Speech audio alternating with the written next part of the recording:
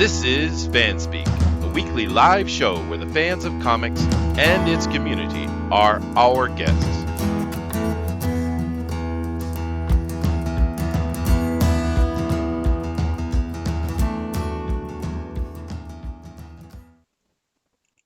Hello, everybody. Welcome. Weekly live show. Thank you guys for showing up today. I am Chester C. Busby III, as usual, your most humble and happy host.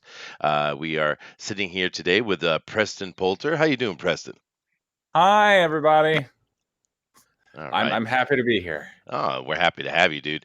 And of course, we're going to be talking to Preston about his new project. We're not happy to have him back. Moxrock says, "Yay! FanSpeak is live." Yes, we are. And YouTube once again keeps throwing stuff at me. Isn't that nice? But it's YouTube, so hey, working with the enemy is always fun. But of course, we got George in here as well. How you doing, George? I'm doing well. Thank you very much for asking. Oh, all right, George, and congratulations. I'm excited regarding White Lily. I'm very excited. Oh, thanks. Yeah, so Really? we, dude. And once again, congratulations to you, dude, for winning a fan edition the other day. That is pretty cool. And give him hell over the pro edition. Don't you take any guff from those snobs over there, all right? So and that's not my quote. That is Doug to Naples saying that. So you guys can blame Doug. Yes, all right. Yes, I won because it was a prison art. It was prison art. Yeah, exactly. And of course, we are also joined by Dinale. How you doing, Dinale? I'm doing fantastic, even though it's 108 degrees over here in Florida and everything's melting. So I'm moving slower than usual because it's sweltering hot. I feel like Ace Ventura inside that rhino. Wow. Well, don't die on us. That would probably be good. But thank you guys for joining us. Do keep in mind that we have all those links down below. We'd love you to check out. And there's a couple there that are special. One, we got Dinale's mailing list. He does have his Immortal Mask he's working on. That's going to be coming up sooner than later.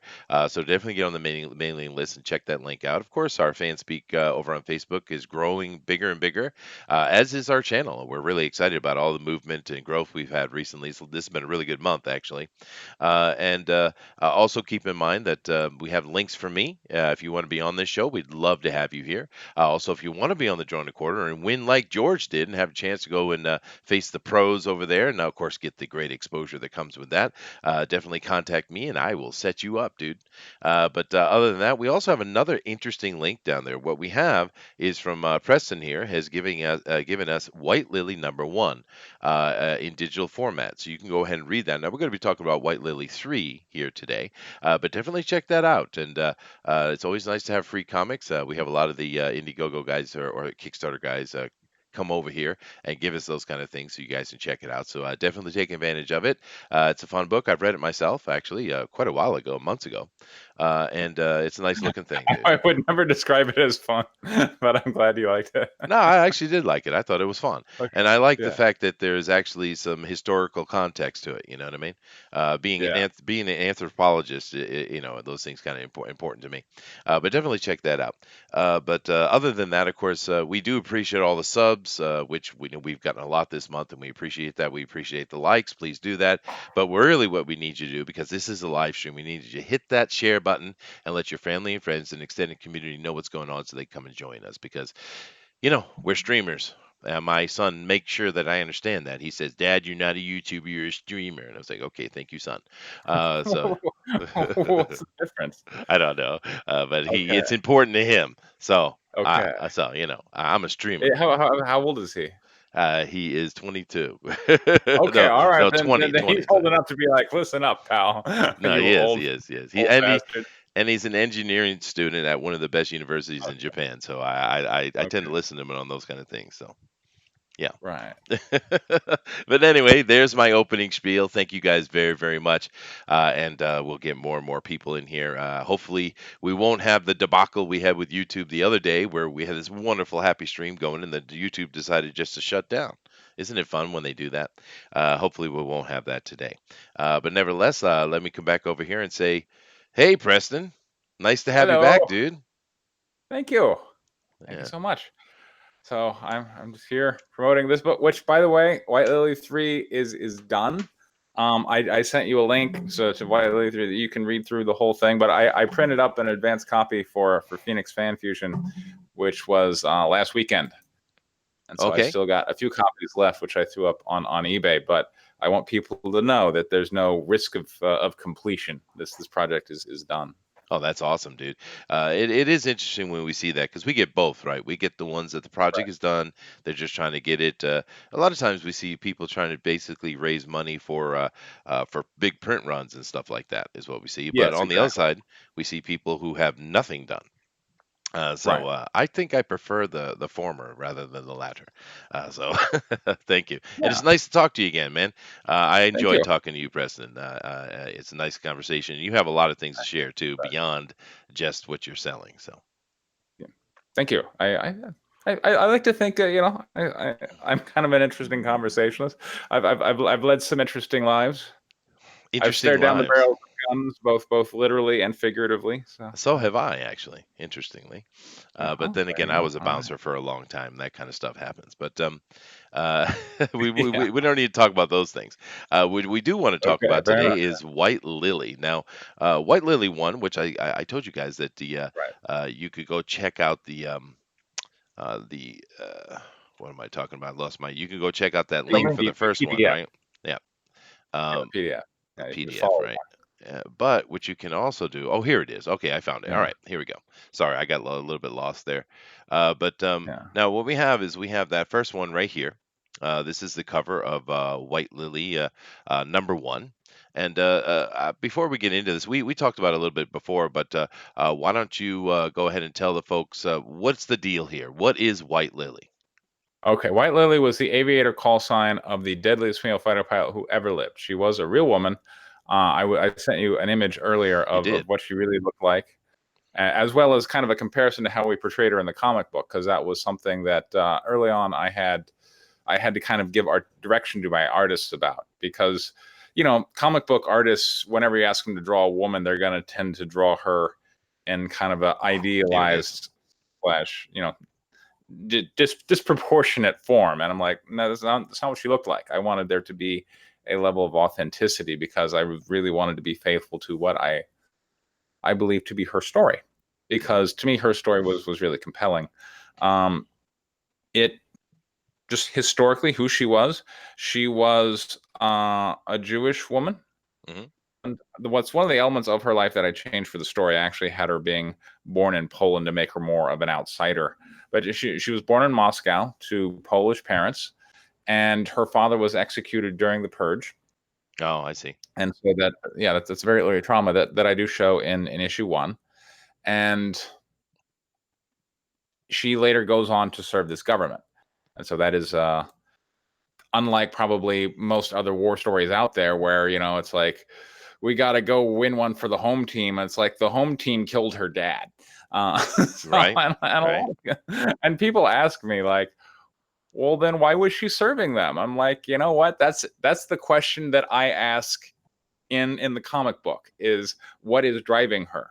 Because to me, if you just look at the historical figure, that's really the compelling question, is why was she up there? She was volunteering to fly for the Soviet Air Force. And as the war kind of dragged on, she volunteered for these like crazy dangerous missions that other people weren't doing. And it's like, well, why would a regular person do that? You go, well, probably because they were so hopped up on patriotism, but that clearly wasn't her motive, I wouldn't think. So given her backstory, so I kind of have to come up with this other element. And so what I did, and what I kind of show, which some people like or some people don't, is I show her to be kind of this damaged woman who's kind of teetering, like right on the edge. She has this love affair with like death and destruction, and she feels very at home in war and in conflict and in the middle of a fight. Like that's where she wants to be. But other people who are more sane or balanced are looking at her like, you're freaking crazy. Yeah. So that is kind of the dramatic conflict that characterizes White Lily 3, which really comes to a head because at the end of White Lily 2, like they're going into combat, and the very last page of White Lily 2 is like they're diving into combat, and the captain is like, "All right, everybody, the Nazis are on the horizon. Engage at will." And I've got like the face reaction shots, and her wingman is looking terrified, and Lily's just got this relaxed smile, like, yeah, Right. like, She's a 'cause- psychotic, right? Yeah.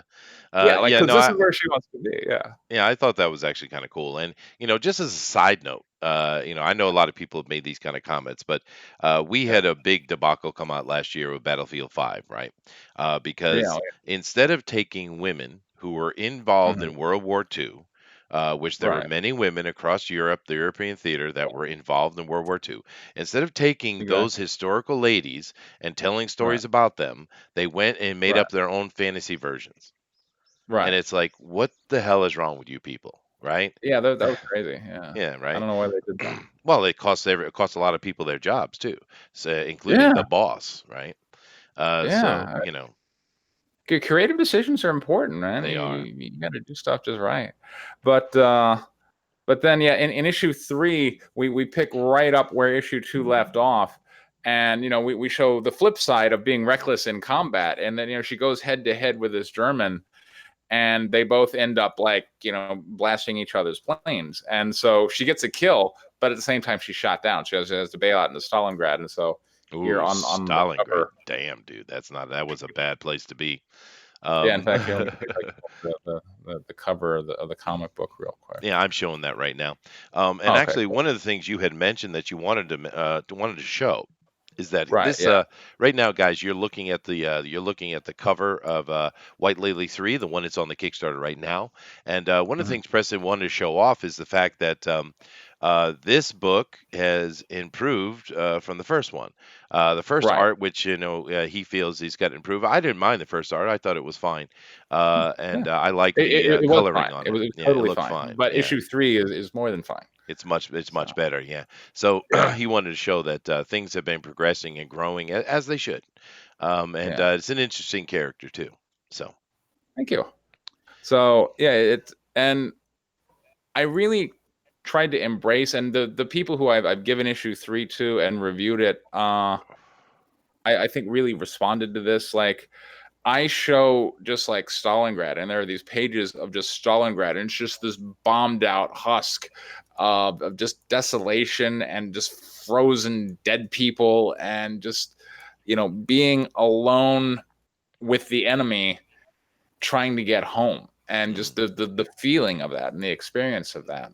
mm, And then the vulnerability, I think, was really what I was trying to go for, mhm, and that is what the story is about. I think is about this vulnerable person in a time of war, which I think everybody is. Like, they put forward this kind of macho bravado, but I remember reading quotes, and I've never been in the military. mhm, I just read about other people in the military, and they talk about like when the fighting really starts, like a lot of people just break down and cry for mom, kind of thing. And mhm.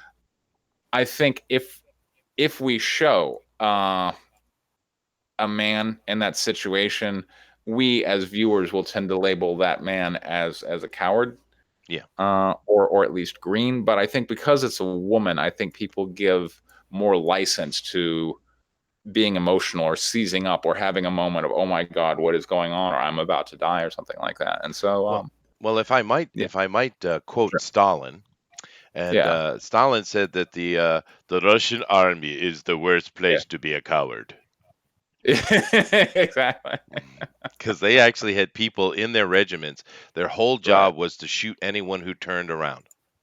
Yeah. Oh yeah, exactly. Seriously, Yeah, and commissars. well, they estimate a good 10 to 20% of all the losses during World War II for the Russians, which was heavy, Right. by the way. The Oh Russians yeah. didn't win because they were great fighters or anything like that. They won No. because they threw bodies at it. And Exactly. And the uh, Russian Cold. Don't forget about that. well, that Yeah. too. Well, that was That helps too. once Yeah. again, listen and pay attention to history, right? But Right. Yeah. they said good 10 to 20% of all the losses during that war was from them killing their own people. So Right. it's ridiculous, and it's also interesting that because we are talking about White Lily here, but the fact that the Russians had no problem throwing women on the front line. No. Communists never Yeah. do, right? And Well, that's I mean, going to remind. I want to say that they probably might have like earlier in the war, but by the time they kind of got down to how many men do we have left? Okay, start with the women now. I think it was kind of a fallback position. A little bit, maybe. Yeah. Right. Yeah. And this kind of reminds me of the other book that I was reading, Sarah, by Garth Ennis. Did you like that? Yeah, it was pretty good. It was dealing with the sniper, all-female sniper unit. So yeah, that's right. So yeah. I did a review of that on my channel. You can check it out, Pocket Jacks Comics. I liked it, but I felt like Garth Ennis was being a little too light with how these people really felt about the government that they were serving, which I don't do. And White Lily, like, it's very apparent that Lilia does not like communism. She does not like the government she's a part of. It killed her father, and she sees through the lies of what they're telling people about, like, we're kinder, gentler. This is all about equality and social justice. She's like, this is bullshit, and she knows that. And so, well, in Russia, no one likes communism. Communism likes you. Yeah. Exactly. So, but in Sarah, I think it was more of a portrayal of that these women were kind of, I don't want to say happy little communists, but certainly loyal little communists. They weren't spouting off a lot. I think there was like one or two lines where it was like, Stalin may have killed a fair number of people. Oh well, whereas I deal a lot more. There probably were they were probably both, I'd imagine. You had very eager ones, the younger ones particularly, who had been born into it, and the brainwashing techniques were very, very clear. An interesting thing that people don't really understand is that I see it's really shocking to me that people don't understand the history of it. But the Kaiser Wilhelm in World War I, he actually sent Lenin, who was a Jew, with a train and, like, at that time, $10 million in gold. To my knowledge, Lenin was not a Jew. I've actually researched that specific topic. I spoke at a synagogue about communism. I don't believe Lenin was a Jew. Well, I mean, okay, well, maybe he wasn't, but he was sent by the Kaiser to undermine the Russian effort. He was. And he was extremely successful. Yes. Right? Yeah. But people don't understand Trotsky, that. Yeah. Trotsky was a Jew. His but name have they tried real communism? No, not yet. They're still searching for it. No, that's interesting. We're getting a little off of your book, and we have time. We'll come back to it. No, don't worry at all. Okay. Because I've always been under the understanding, and the evidence I've seen, that he most certainly was part of that Jewish Zionist coalition. What evidence have you seen that says he's not? I'm curious. Yeah, I gave a talk at a synagogue. So my daughter got into boxing. I kind of got her into martial arts. I wanted her to kind of toughen up a bit, and so I started taking her to this place in Santa Monica called Iron Fitness. It's kind of Santa Monica version of boxing, but it's still definitely cut above like a McDojo where you're gonna go in and learn like something. Sure. Yeah, I get you. Yeah. You $100 for a belt test or some nonsense. I'm just kind of hanging out while she workout or whatnot, and I see like a couple of blocks down. I start walking around to get stuff, and there's a synagogue there. So I'm like, well, okay. So I walk in, and this is Friday, and I don't know the Jewish religion. Friday is like the big day. But like I just walk in, I'm like shirt and shorts or something, and I'm like, hey, is there like a rabbi or something I can talk to? They're like, why, yes. So they kind of wheeled me into his office, and his name's Rabbi Marks of all things. And I'm like, I made this comic book about a Jewish historical figure, and he's like, oh wow. So he took it and he read it and he liked it, and he's like, I want you to talk to my 8th grade class. So he paid me like $100 and to give out some comic books and stuff and to talk to him about it. He's like, I'm going to assign you a topic, so I want you to talk about the treatment of Jews under communism. I'm like, I know nothing about that, but okay. So I had to go home and research it. Right. So I bought this book, but it was written by, of all people, the current prime minister or the head of the government, Netanyahu. Netanyahu, yeah. Yeah. He actually wrote the book back in the 80s, and he talks about. So there were, as I talk about in the talk, which actually is also on my YouTube channel. This is like way, way back. This is like 2 or 3 years ago. It's just kind of me live presenting to these Jewish kids. So Karl Marx was Jewish, and he was not only Jewish, both his mother and his father were from rabbinical lines. So there was Right. kind of a lot of pressure on him to kind of do that. And my interpretation is that a lot of communism and kind of Das Kapital, a rejection of capitalism, a rejection of greed, was him rejecting kind of the faith of his parents. Of he believed, and he wrote in a specific essay, the Jewish question, that he believed, as Karl Marx wrote, that money is the god of Israel, and that they worship the bill of exchange, and that if Karl Marx believed that, which he wrote, then you can see communism as kind of a presentation of, and this is why mom and dad are full of shit. So, Oh, I see. Yeah, so right. Karl Marx was Jew, but Lenin, I don't believe was. I mean, I can look him up on Wikipedia, but I don't believe Lenin was a Jew. But Trotsky was. And then later on, when Lenin was trying to decide who he wanted to give his government to, the two main lieutenants he had were Stalin and Trotsky. And he initially offered Trotsky to be his successor. And Trotsky said, you don't want a Jew in charge of the Soviet Union because other people, the other nations of the world will say, see, communism is just a Jewish cabal. So I want to say if Lenin was in fact Jewish, that Trotsky wouldn't have said that. Well, I didn't say that he was. I didn't say that I know that he was a hardcore and really hardcore Jew. But I have seen evidence that I haven't prepared this. We're just having a conversation, but I have seen evidence to state that he was actually a Zionist. I think this is a tinfoil topic, Chester. It Was is. Lenin a Jew? Well, Let's no, find but out. The FanSpeak team.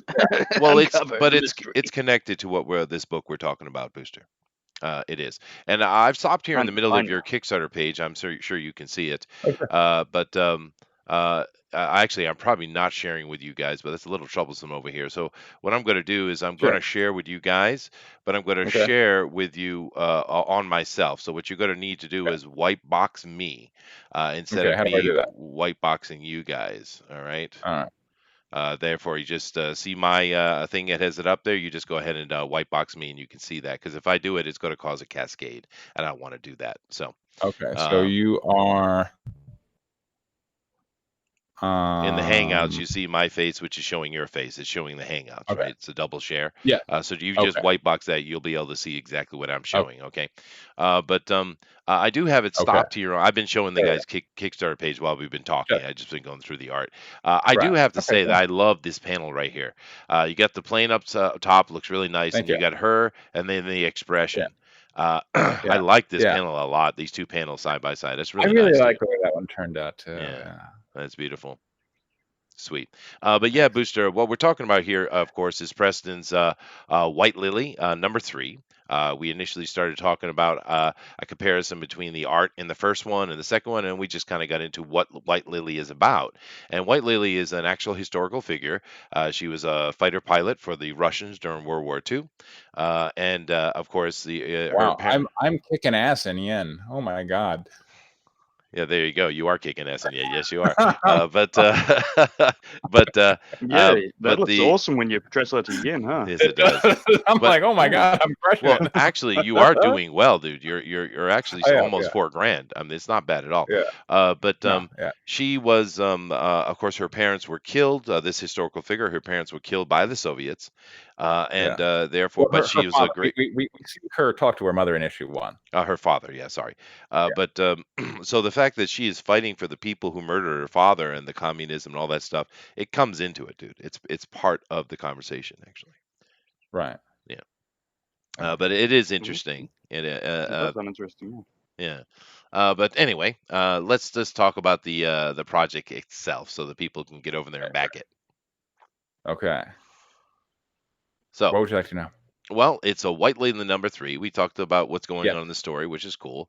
It says issue 3 finds Liddy in trouble after getting shot down over Stalingrad, while Katya must confront her forbidden feelings. Forbidden feelings. Oh, no. Forbidden feelings. What exactly is forbidden? Does it involve chocolate? Because I like chocolate. Well, I mean, have you read issue 2 yet? No, I haven't. I only read you gave me issue 1. I hadn't read issue 2. Yeah, in issue 1, we kind of hint that Katya has this lesbian fixation on Lilia. In issue 2, it becomes very obvious that Katya wants Lilia.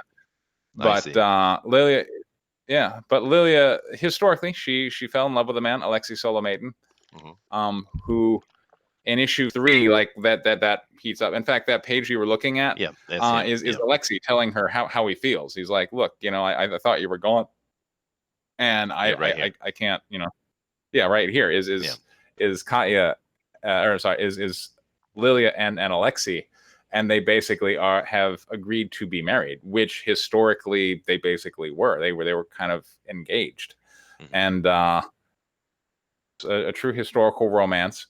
And in order to dramatize it, I decided to make it a love triangle where Katya loves Lilia and Lilia is in love with Alexei. Yeah. Now then it adds another layer to it too you can play with, because we know right well the Soviets did not appreciate homosexuality at all. Right. And that's the other thing is that, I now get to address what I feel like if I didn't make Katya lesbian, and historically maybe she was, maybe she wasn't. I mean, in reading reports about her, like they said that she looked like just one of the guys when she was in flight gear. So maybe some of her mannerisms were a little mannish, right? But when I talk with people, they're like, "Well, was she gay?" I'm like, "Well, if she was and she would have said that, then she'd go to Gulag." So who knows? Yes, yeah, at best, yeah, especially during that time. But no, it is interesting. Not all communists historically are all about the gay, right? For sure.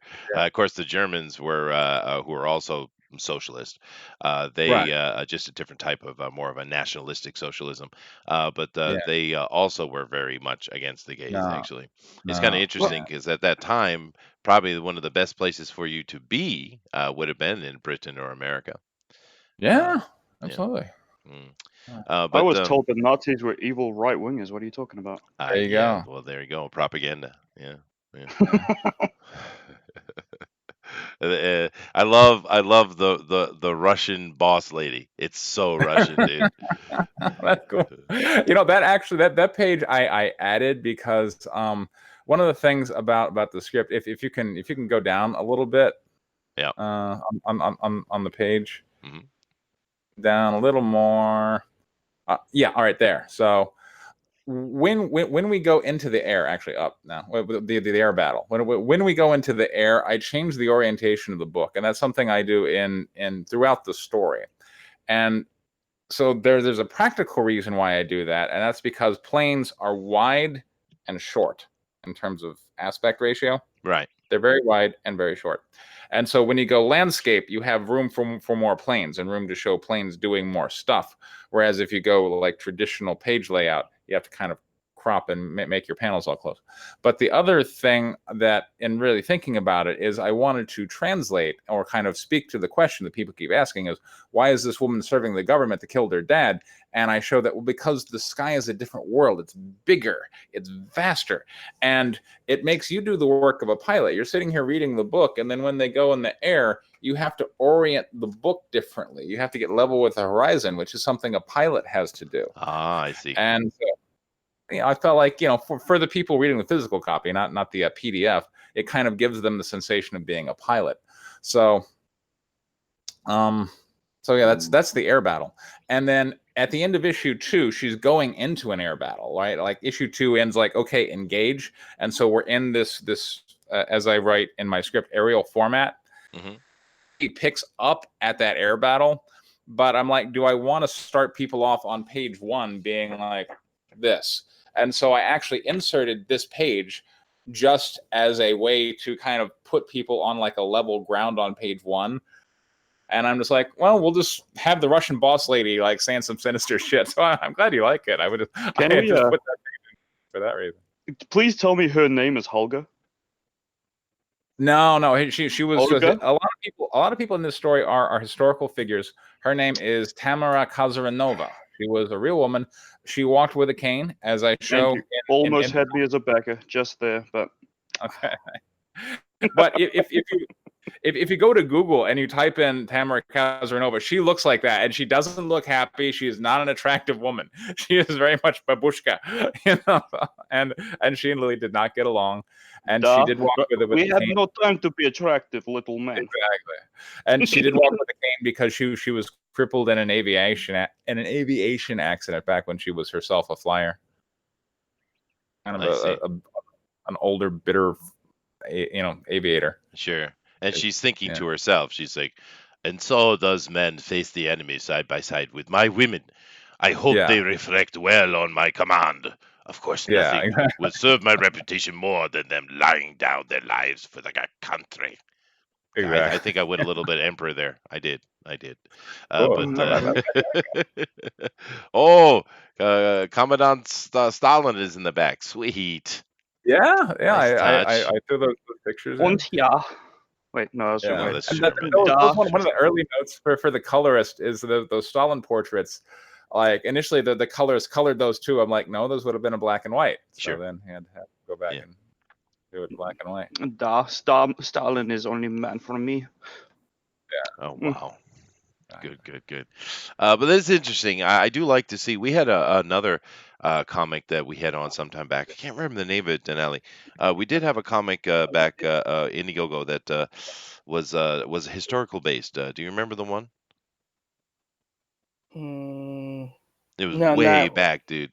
It was a long time ago, like nearly a year. But I do like the historical based comics. I think it's cool. We also had one which we didn't talk to those guys, but we saw the project come up where they were doing George Washington, and it was very historical based. I thought that was cool too. But I wonder at what point they were taking his life for story purposes, because he was a general, he was a president, he was. I don't know, there was time before his life before that happened. I'm just wondering what they were doing. They were concentrating on Valley Forge. Okay, fair enough. Yeah, the story was all around the bad winter and the Battle of Valley Forge and all that kind of stuff that went on around that.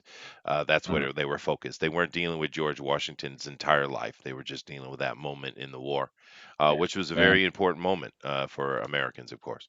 Oh yeah, definitely. But it is cool to see these historical things, and I think it's also neat because I would imagine that the vast majority of people did not know that there were female pilots for the Russians in World War II, and that the one of those pilots was called White Lily. Right. I'm pretty sure, right? So I do a lot of comic book shows, and that's why on issue 1, if you look at the very last page of the PDF, of the back cover of that PDF that I gave out to everybody, I have her face, and that's because I need a visual aid, because every time I'm talking with people, they can't believe she's real, and I have to show her a picture and go, no, look. I could show it again. There you go. There she is. Yeah, I go, no, look, she was a real woman. That's her right there. Yeah. And I have to go back and forth a couple of times sometimes. So she was a real person. Yes, she was a real person. She was real. She existed, and she was a fighter pilot. She was an ace pilot for the Soviets. She's like, oh wow, I'm like, cool. You want to buy my comic? They're like, no thanks. I'm like, fuck you. Oh, ding ding. That's usually your booster's job. But yeah. Ding ding. Yeah. But you owe us money. You do. You owe Dinale money anyway. He's the penny pitching over here. I won't make the Jew joke. I swear. I won't do it. Yeah. Especially because he's from Venezuela. It wouldn't really work. Yeah. Mm. But particularly for like the like level cosmetics and whatnot, she was a very attractive woman. For the time, I'd say she's not bad looking at all. Yeah. And being from Russia. Oh my. But I still kind of agree with Patton. I think we should have went in and just wiped them out. But Oh, I don't know. I mean, maybe that would have been. I don't know, man. No, but see, Patton was right from a militaristic point of view.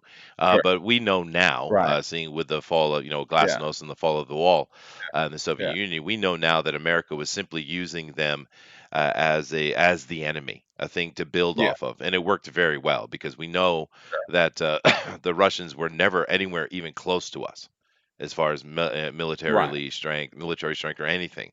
They were way inferior. We could have took them at any time. But they needed the enemy, and they put that in place there, and it made America go through that a golden age we had actually. So I guess they were right. I mean, we look out at the world and we see the people who are opposing us currently, and this is true both in global politics as well as in life. We see the obstacles that are in front of us, and we think, if only that obstacle weren't there, great things would happen. But the truth is, if you take that obstacle out, there's another one. There is. It's There's not always like an enemy. there's Yeah. always an enemy. So. Yeah. And it kind of looks like, I mean, we tried to make the Middle East our enemy for a long time, and look at the mess we made out of that. I mean, Mhm. because I mean, they're Yeah. not really a worthy enemy as far as what we can do, and so we go over there and we just, like, of course, the 8 years of Obama and Bush to a point as well, and we just kind of drag our feet Yeah. because the whole point is to have an enemy. Yeah. It's not actually the win. And then we get Trump coming, is like, no, Right. military guys, do your thing, and boom, it's over. Right? Yeah. You know, so it's like, oh, who's next? I guess China, I suppose it looks like. But Yes. yeah, well, we always seem in America needs seems to always need an enemy, I guess. You know, we Well, could, that's a I different think it debate. goes back to Thomas Hobbes in his book Leviathan, which he wrote in like the 1600s. But I was thinking about this in terms of like Comicsgate and whatnot. Thomas Hobbes wrote that you cannot unite a society behind striving for the greatest good. You know, like I can't go out and campaign and say, hey, everybody, vote for Preston for president because I'm going to do the greatest good. Because as Thomas Hobbes said, no one can agree on what the greatest good is. That's right. Versions of what that means. And if you're campaigning or searching for the greatest good, your society will just fracture along these different lines, and people will fight going, no, this is the greatest good. No, this is the greatest good. Thomas Hobbes like, what unites a society is the fear of the greatest evil. That's right. Yeah. These people do this bad thing because then we're going to die.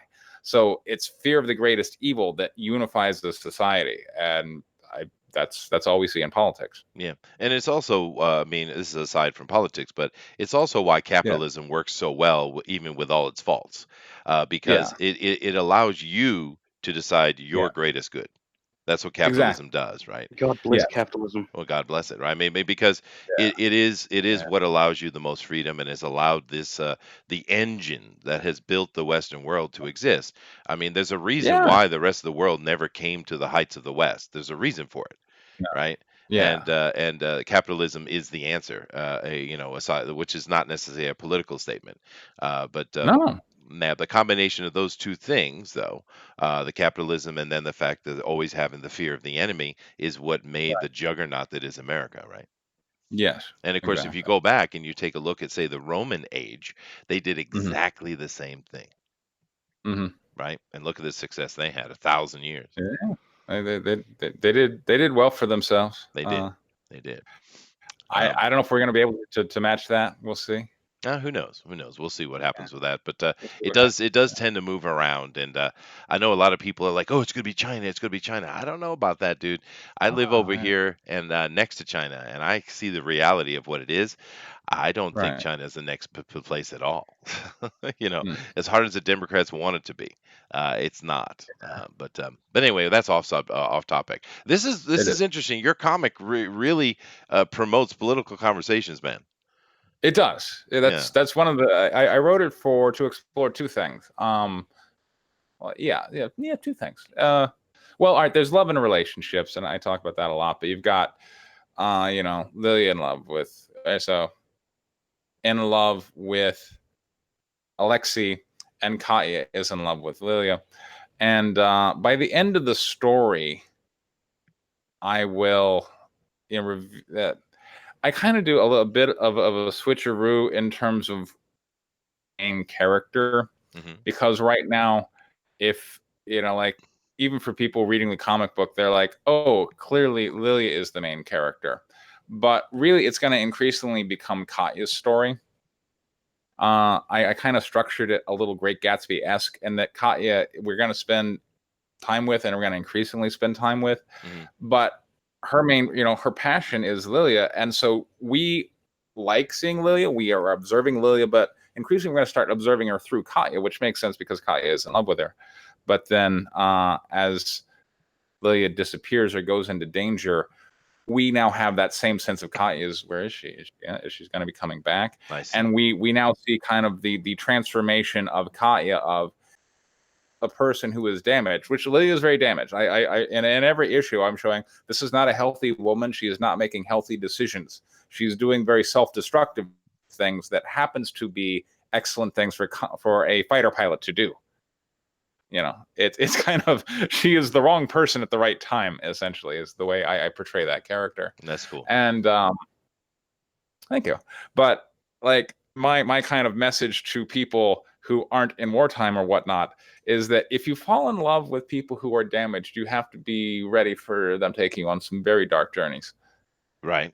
And ending up in very bad places. And of course, this is just issue 3 of 5. This is a 5-part miniseries, right? Yeah. Yes, it is. That's right. And now, issue 4 is already done in pencils, so I can show you some of those. But well, you want to share some pictures when we come back over the other side? Yeah, we can. I mean, let's see. I sent you a link in Facebook. You can just put up that link, and then that way I don't have to share it, and you can just do it. Oh, I can just do it. Okay. Link, and in the Facebook Messenger. All right. Let me redo what I just undid then. All right. And no problem, dude. Okay. All right. So while he's doing that, Preston, what would be the best tier that you would be promoting for this campaign? Well, I mean, it depends on what you want. If you just want PDFs, like $6, and you get PDFs of all 3 issues, so that's $2 a PDF. That's unheard of. that's way better than Marvel. But yeah, so that is historically the man she fell in love with, the man she was engaged to be married to, dies. And so that is what is going to happen in issue 4. And so there in like the top panel, is she has come back from the mission knowing that Alexei is dead. And she's landed and she's just there in the cockpit, and she's just looking skyward, and just the tears are flowing, and Katya is there below her and is just like talking up to her, just like, oh my God, thank God you're alive. You're taking such crazy risks and whatnot. And then when we go to panel 2, I basically have the exact same frame as panel 1. It's Katya and Lilia, but in panel 2, I'm switching perspectives. In panel 1, it was basically Katya's perspective of what's wrong with Lilia. Lilia, talk to me, what's going on? And then when we go to panel 2, it's now Lilia's perspective, and she's there, she's in the cockpit, she's crying, and we see Katya, and I give Katya a word bubble, but it's empty, or it's just filled with like meaningless symbols, because in Lilia's mind there is nothing else. There is just the death, grief that she is feeling. And then we continue on with that thread. So then we go to panel 3, where she's now just she becomes an automaton. She's just putting the blocks in on her fighter, and people are behind her and they're talking, and I'm giving them word bubbles, but there's nothing in them. Oh, that's cool. So I was really trying to embrace the medium of comics, of how do I show grief and depression and these intense emotions. So then we go panel 4, same thing, is she's kind of checking in for bed, and they're they're in the barracks, the women are behind them, and they're like, Lilia, are you okay? But again, we don't know that. We just figure that's what they must be saying, because I'm going to give them word bubbles, but there's going to be nothing in it. And then when she lies down, we see what is in Lilia's head. She's looking at the image of Alexei, and then behind her are all these pictures of them in love and all the interactions that she's had with Alexei, and then that's her dad kind of hanging in the back, and his death, and she is just alone with her thoughts, and she cannot get out of them. So that cool. is where we. And this is issue 4. This is issue 4. This page is out. Yeah. Oh, cool, dude. All right. Thanks. Is there any surviving members of the family? No, not to my knowledge. No, I think he means in the book. Her mother is in the book, I believe. Yeah. Yes. Yeah. Exactly. Yeah. Roger Heller says, yes, I want to see more of the Russian boss lady. Okay, dude. Well, I'll have to write her in, because that page is on my Kickstarter. Page 3, or issue 3, page 1 is like the last time we see her. But Olga has no time for little men. Exactly. Yeah, I actually like the little blurb she has, because she's really concerned about her success and her reputation more than she is anything else. Oh. Yeah.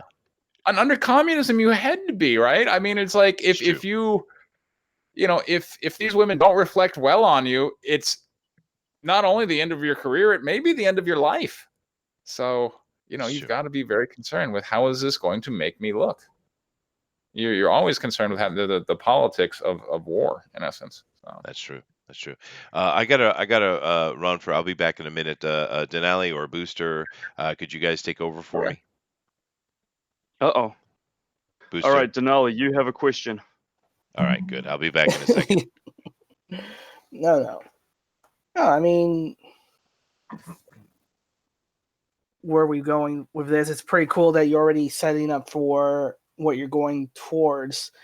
Mm-hmm. And you're saying that you're expanding her wingman, so this is really her story from her eyes. Yes. This is her story.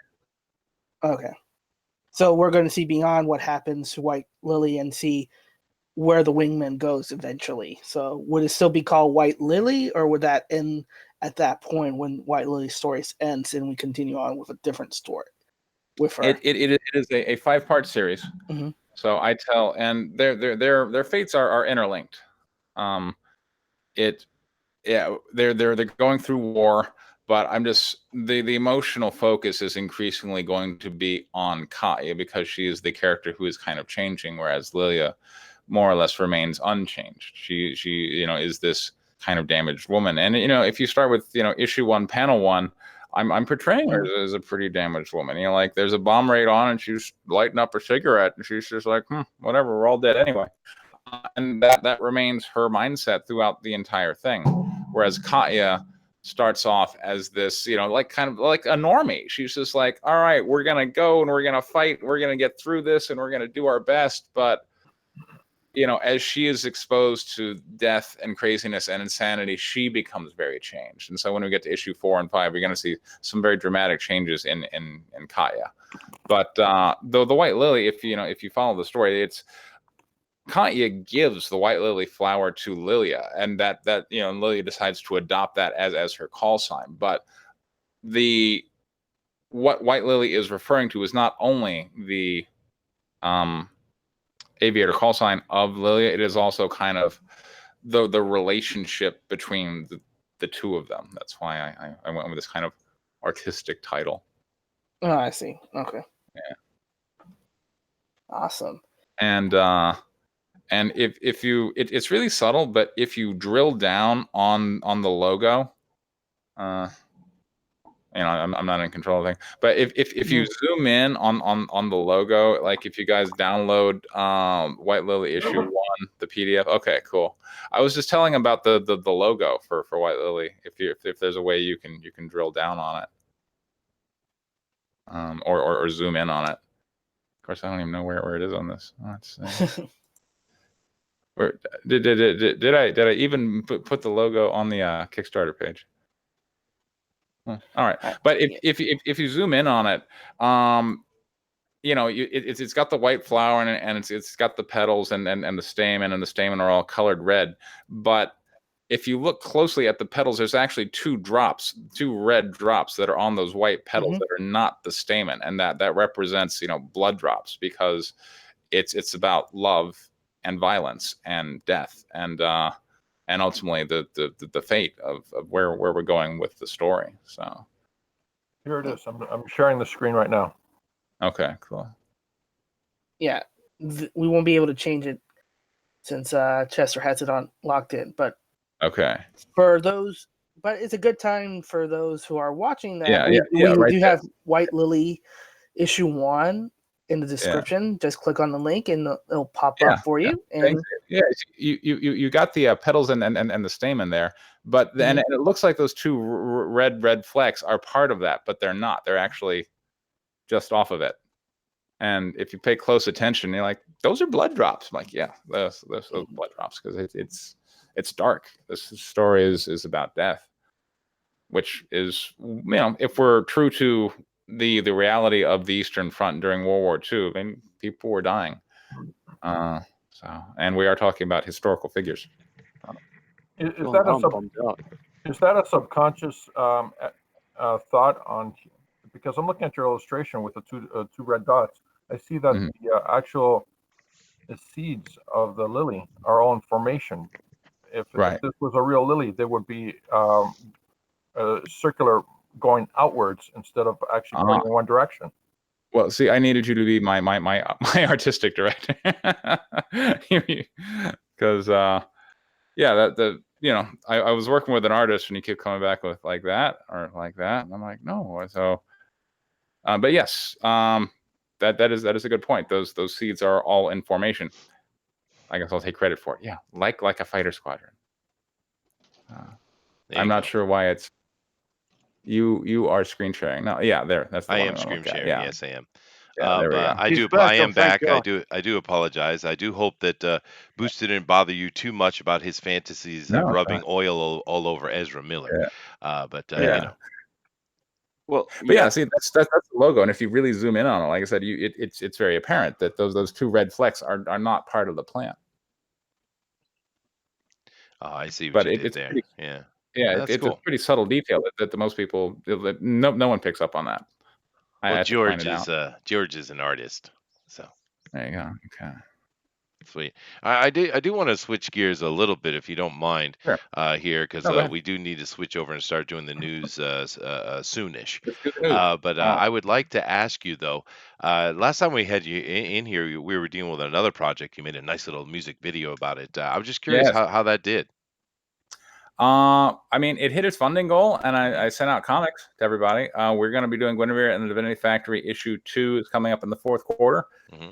People like it. Everyone's liking my book, so it's awesome. Are we going to get another music video? Yeah, good question, Booster.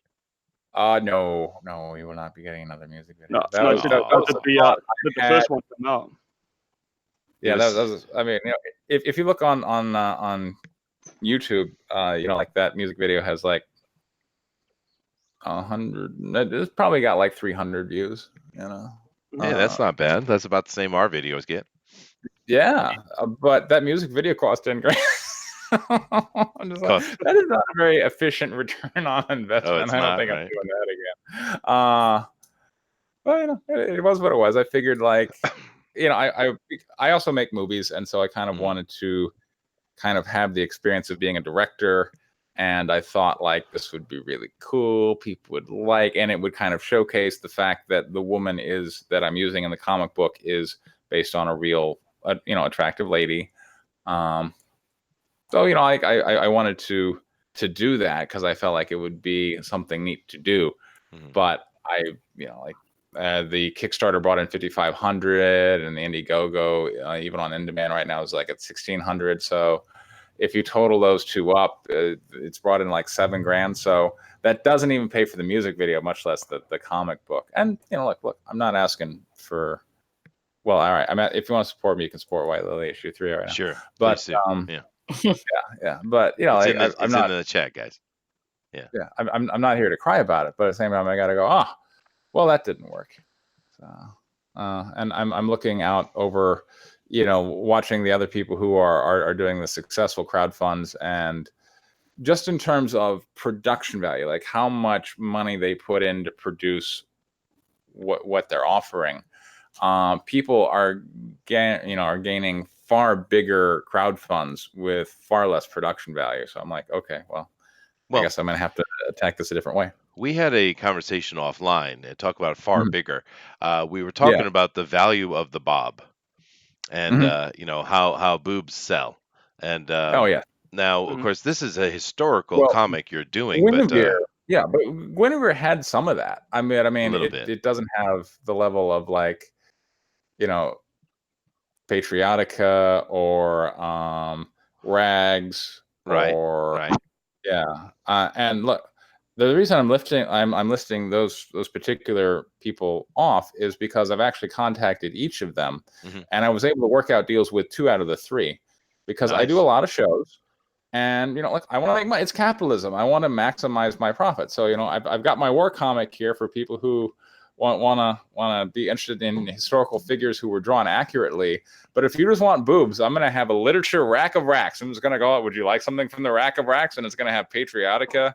It's going to have the other one is Penny for Your Soul by Tom Hutchinson's. It's just going to be, there's just like going to be like womanly flesh just busting out from that rack. I'm going to be like, feel free. So. Well, you know what it does. We could have an argument on what that means for society, but we won't. Right. But Yeah. what it does is it takes the unknown comic creator and gets them known, Right. and then you can do Right. more things beyond that. That's really what it does. I And guess. especially when you talk about younger people, or like Booster, he's a Sure. mere boy, and I'm just a little boy. yeah. I like the boobies. He does. Yeah. He's always on about them. And I actually, the other day, on Thursday, we actually had a Pussycats on their Indiegogo was up here as we were I talking to missed them. out. He did, and that's basically almost porn, right? And Booster Yeah. did not show up for the absolute show that that he would actually care about. Because I don't know if Wow. you can you feel the apathy just or vibing off of him. He's nothing but apathy. Yeah. Yeah. I probably used too big a word for him. I apologize. Yeah. But anyway, dude, that was an I inside know joke, what Preston. I apathy is. apologize. Do you? It's a kind of ointment you rub on yourself, right?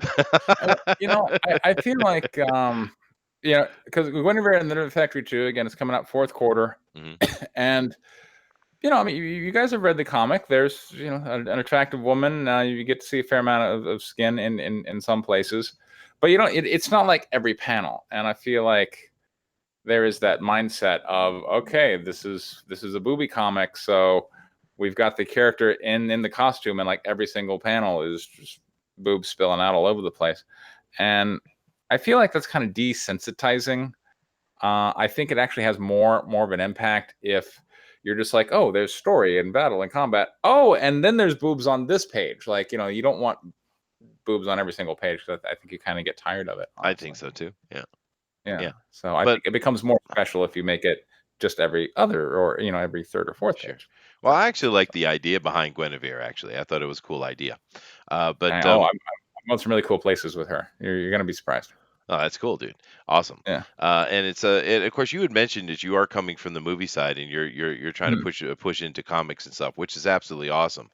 And I wish you nothing but success, dude. Now, what we're going to do now, though, is we're going to transition over and we're going to do a few bit of comic book news stuff that we do every show, and then after we do a couple of those, we're going to come back and we're going to finish up and give another the last spiel for White Lily. Okay. Sounds good. All right. Thanks. All right, dude.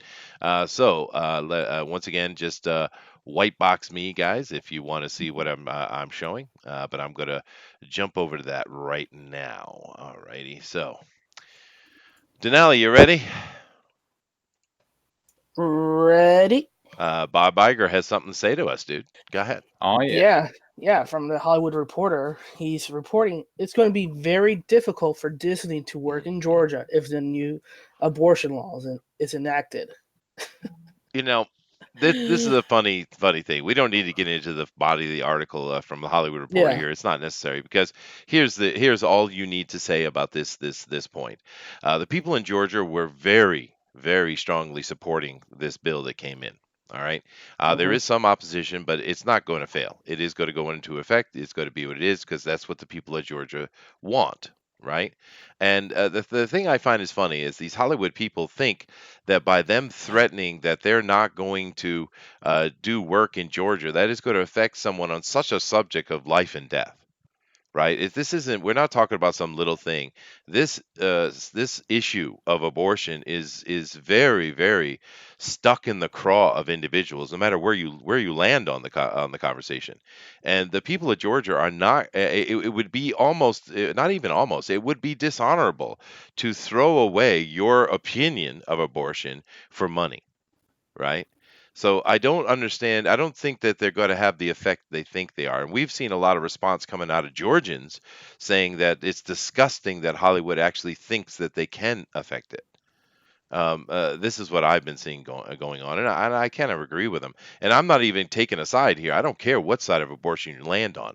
Whatever side you do, it's very serious conversation. This is not. We're not talking about the little silly things we hear come out of people all the time. This is a serious conversation, But what do you guys think? You think Georgia will bend?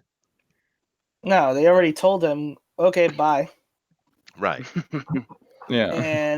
And basically, it's not California where California will bend over and take it. Yeah, but see, now up. that's the great thing about America, though, right? Because we Yeah. are, in essence, 50 little countries. So if you Right. want to live in a place where abortion is legal all the time, and except whatever, we're talking about this topic, but it's completely unabashedly open and free, then you Yeah. live there. If you don't, you go to a place where the people think the way you do, and that's a wonderful thing, right? Yeah, it is. Right. Absolutely, yeah. Yeah. Right. That's Yeah, I why was it's going to called the say that United States. I thought Yeah. the point of your political system was so that one state can't rule over the rest, right? And this kind of a blackmail is disgusting. It is Right. disgusting, Well- and we also have them again. This isn't the first time, by the way. If any of you've been watching the news and you see the Democrats are trying to create a majority in the Electoral College to get rid of the Electoral College and basically bring back a popular vote. This won't happen either. And although they've had more success this time than the other times they've tried it, and the reason it won't happen is because it's stupid. It's just Yeah. like right now the Democrats pushed to get rid of the filibuster because they want to shut the Republicans up during the Obama time. Now it's coming back to bite them in the ass, right? And this is the same kind of thing. You do not want to take away the Electoral College. It is what makes America balanced. If you go for it's ridiculous. Right. And those states will approve of that anyways.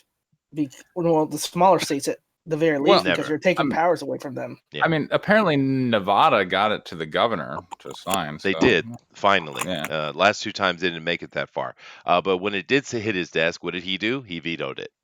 Yeah. Right. As well he should. As well he should, and he's right. He's right, and they have had more success. There have been several governors that have signed, but when we're getting into the red states now, those red states which outweigh the blue states, it's just a population issue.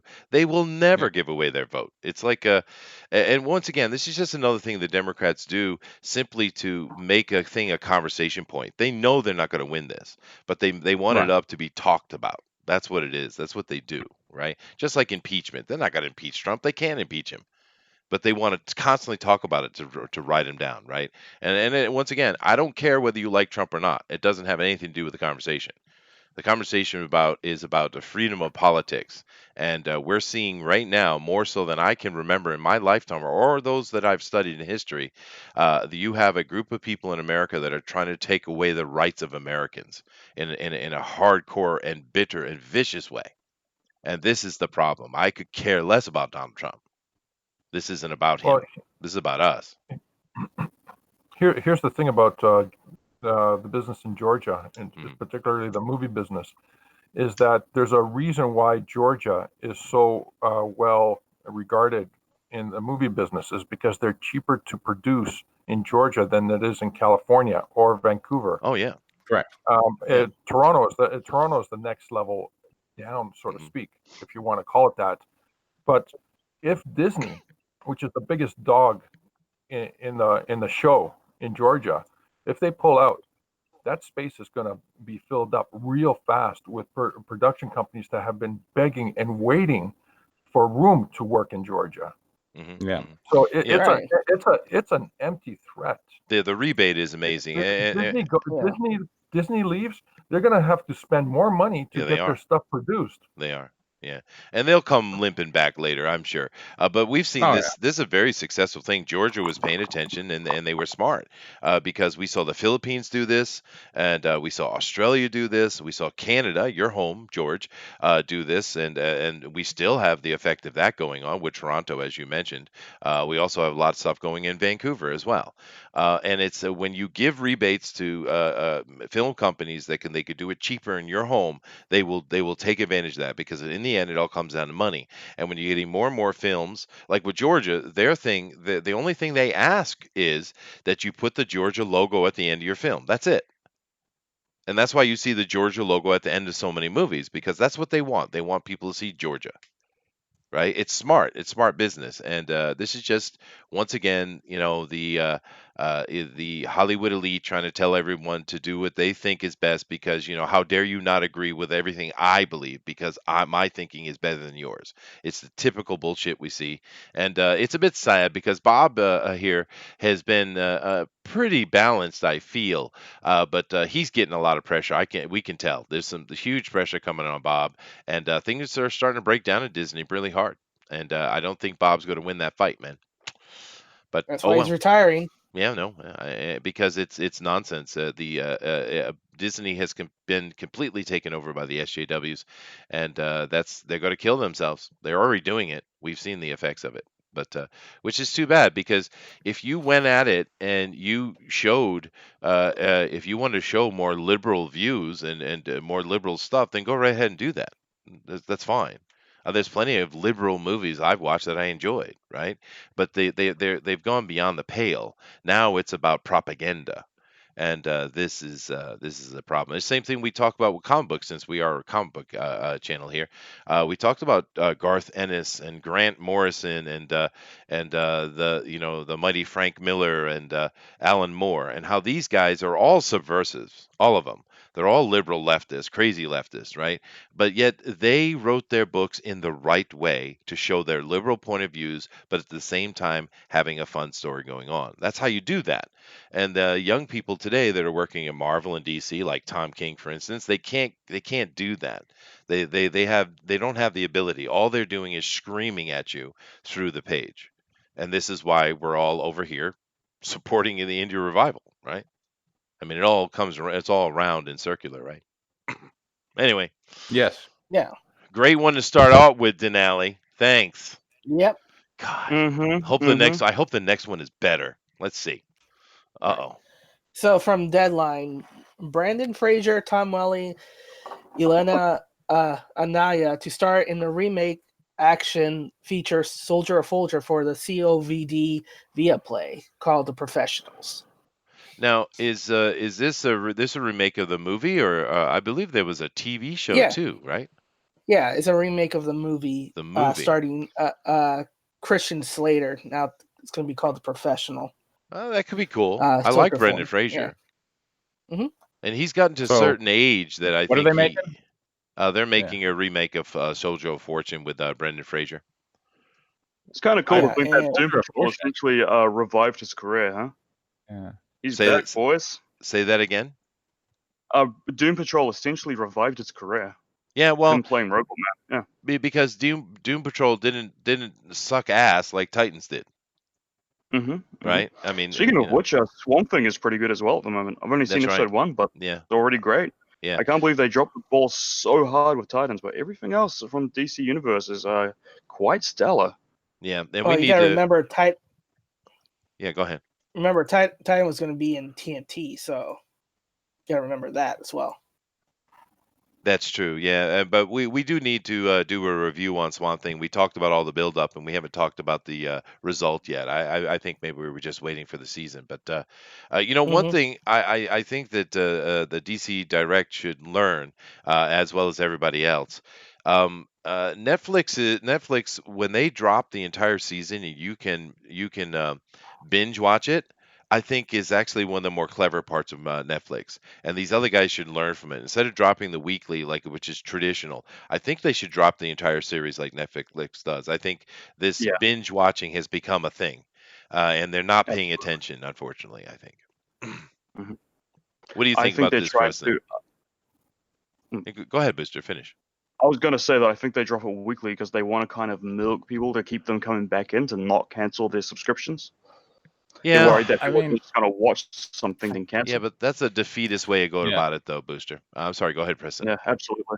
From a YouTube point of view, or a YouTuber point of view, it's much easier when it's weekly because then you watch the episode, then you digest it, and then you present your YouTube video once a week. Oh, now I'm going to talk about the Orville, and let's talk about what they did yesterday on the Orville. But when they just drop the whole season, it's like you got to digest it, and how many videos can you get out there before people lose interest and move on to something else?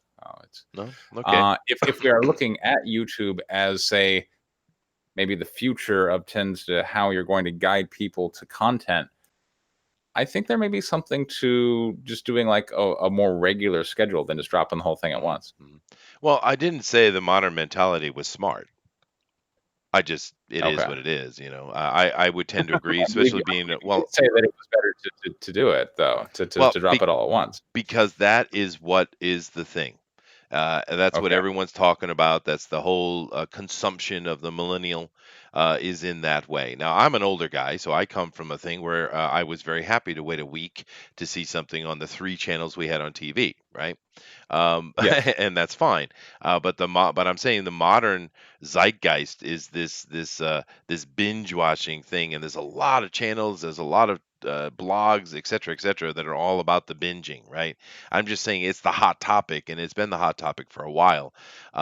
I get the argument both sides, though. I do. Me personally, I don't mind sit watching once a week, but then again, having it all dropped on top of me like Netflix, dude, I binge stuff. My wife and I will do it together over a course of 2 or 3 Oh yeah, days, right? I love it Um, when Daredevil all just came out, just boom. I yeah, was, mm. I understand your point, Preston, and I think you're right. But Mhm. I'm just saying it is what it is because we've been seeing a lot of complaints about that with DC and CBS and things like that. Why can't we binge it? We're seeing a negative effect, you know. Right. But I mean, All right. we'll have to see how it goes, right? Because that's an interesting Yeah. conversation, I think. It has Uh, no bloody patience. this is a well, Oh, patience is a lost art. it is, dude. But the young people, they did some tests and they said they have about the attention span of a goldfish. Makes sense to me. Yeah. But I'm actually looking forward to seeing Brendan again. I like Brendan Fraser actually, and he's got to a certain age where he can do more serious stuff because he always came across as he's kind of that goofy comedic guy, Yeah. and he did it well. Yeah, I don't think that's a current picture. no, you think he's older? I think he's gotten a little Oh, rougher. Yeah. He's definitely did not age well. He is not a Yeah. man who aged gracefully. Well, Yeah. you know another person who didn't age well, and it's really interesting. I don't know if it's good or bad. Is what's the dude who plays Hawkeye? Jeremy Renner. Yeah. That dude. Right. If we looked at him in Endgame, it's like, damn, someone beat you with a hammer, dude. What happened? I mean, It was brutal. it That was mohawk brutal. did not look good on him. Mm-mm. I'm gonna say maybe drugs. Like maybe you You need to never lay off know. the coke. Maybe. Yeah. Well, like Lindsay Lohan, right? You see some of her films, she was like 19 or 20 when she's doing it. She Yeah. looks like she's freaking 60. Yeah. Yeah, the drugs will do that to you. Let me see if we Well, got yeah, anything interesting coming out of the particularly chat. the like coke is that shit. Coke and meth will just put the years on. That's So true. They seem to. Now, Mark over here in the chat, he has something to say. He says, whether it's actually happening or not, part of me expects everyone in White Lily to die because pessimistic Russian ending. hmm yes. Probably true. Oh, spoilers! Joshua wants to know what the name of the music video we were talking about so we can go check it out. Oh, Guinevere and the Divinity Factory. There You you can go. check it out over at my Oh, YouTube yeah. channel, I pocket.com. linked it. Yeah, thank you. Oh, yeah. Well, there you go. Booster linked it, and he's doing his job. What a good boy. Awesome. Mark continues, says, Disney, we don't blackmail states into voting how we want. Okay. Dinale and Booster are promoting your book. Awesome, thank you guys. Roger you. Heller says, that's it. No more cartoons, comics, movies. Let Sundance move into Hollywood. I don't have no clue what you're trying to say, Roger. Why don't you reword that in a more coherent way, please? Mark says, I'm fine with either, but it is better for human beings to be forced to wait patiently for things sometimes. We're overwhelmed with instant gratification as it is. That's a very fair point. Same with Preston. And I don't disagree with you. I don't disagree at all. I think that is a problem. Yeah. But we have so many problems in the West. Where do we start? That's another problem. Where the hell do we start? Because there's so much nonsense going on.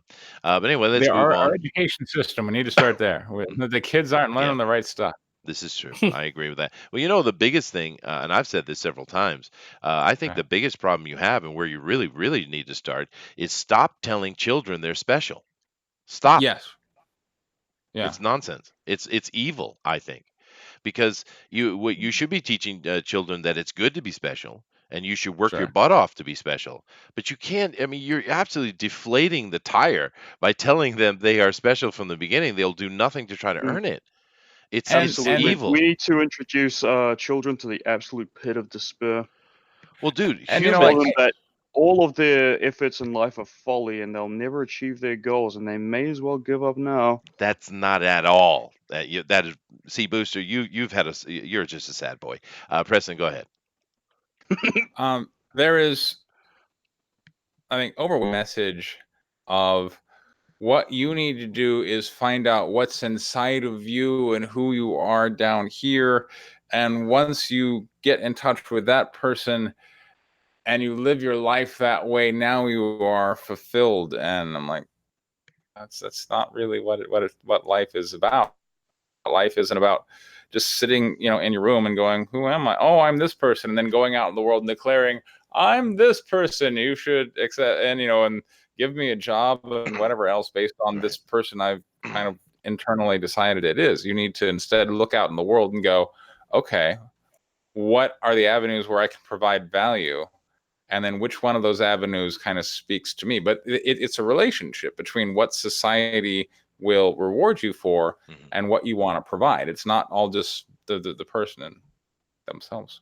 No, it's not. And the thing is, by the fact that they can't just go out into the world and do whatever they're doing and then also Right. be whatever they are, it shows the Right. insecurity, and therefore you are not what you think or are stating you are. Obviously, you're Yeah. not, because if you were Yeah. that, you would be comfortable enough to be that, right? Right. Exactly. And So, I mean, particularly, well, like, because I've been a writer and particularly a screenwriter, and part of the reason why when you look at my comic books, there's not the big booby focus is because I didn't come out of a comic book background. yeah, If yeah. I would have showed up at a screenplay circle and every page of my screenplay is, and then her boobs bounce off screen, people would be like, what the hell is this shit? I get out Yeah, of here. But right. so for me, it's about story and character and all this other stuff. But then I get into comic books, I'm like, and Uh, boobs. There's got to be boobs on every page. 80s B But movies.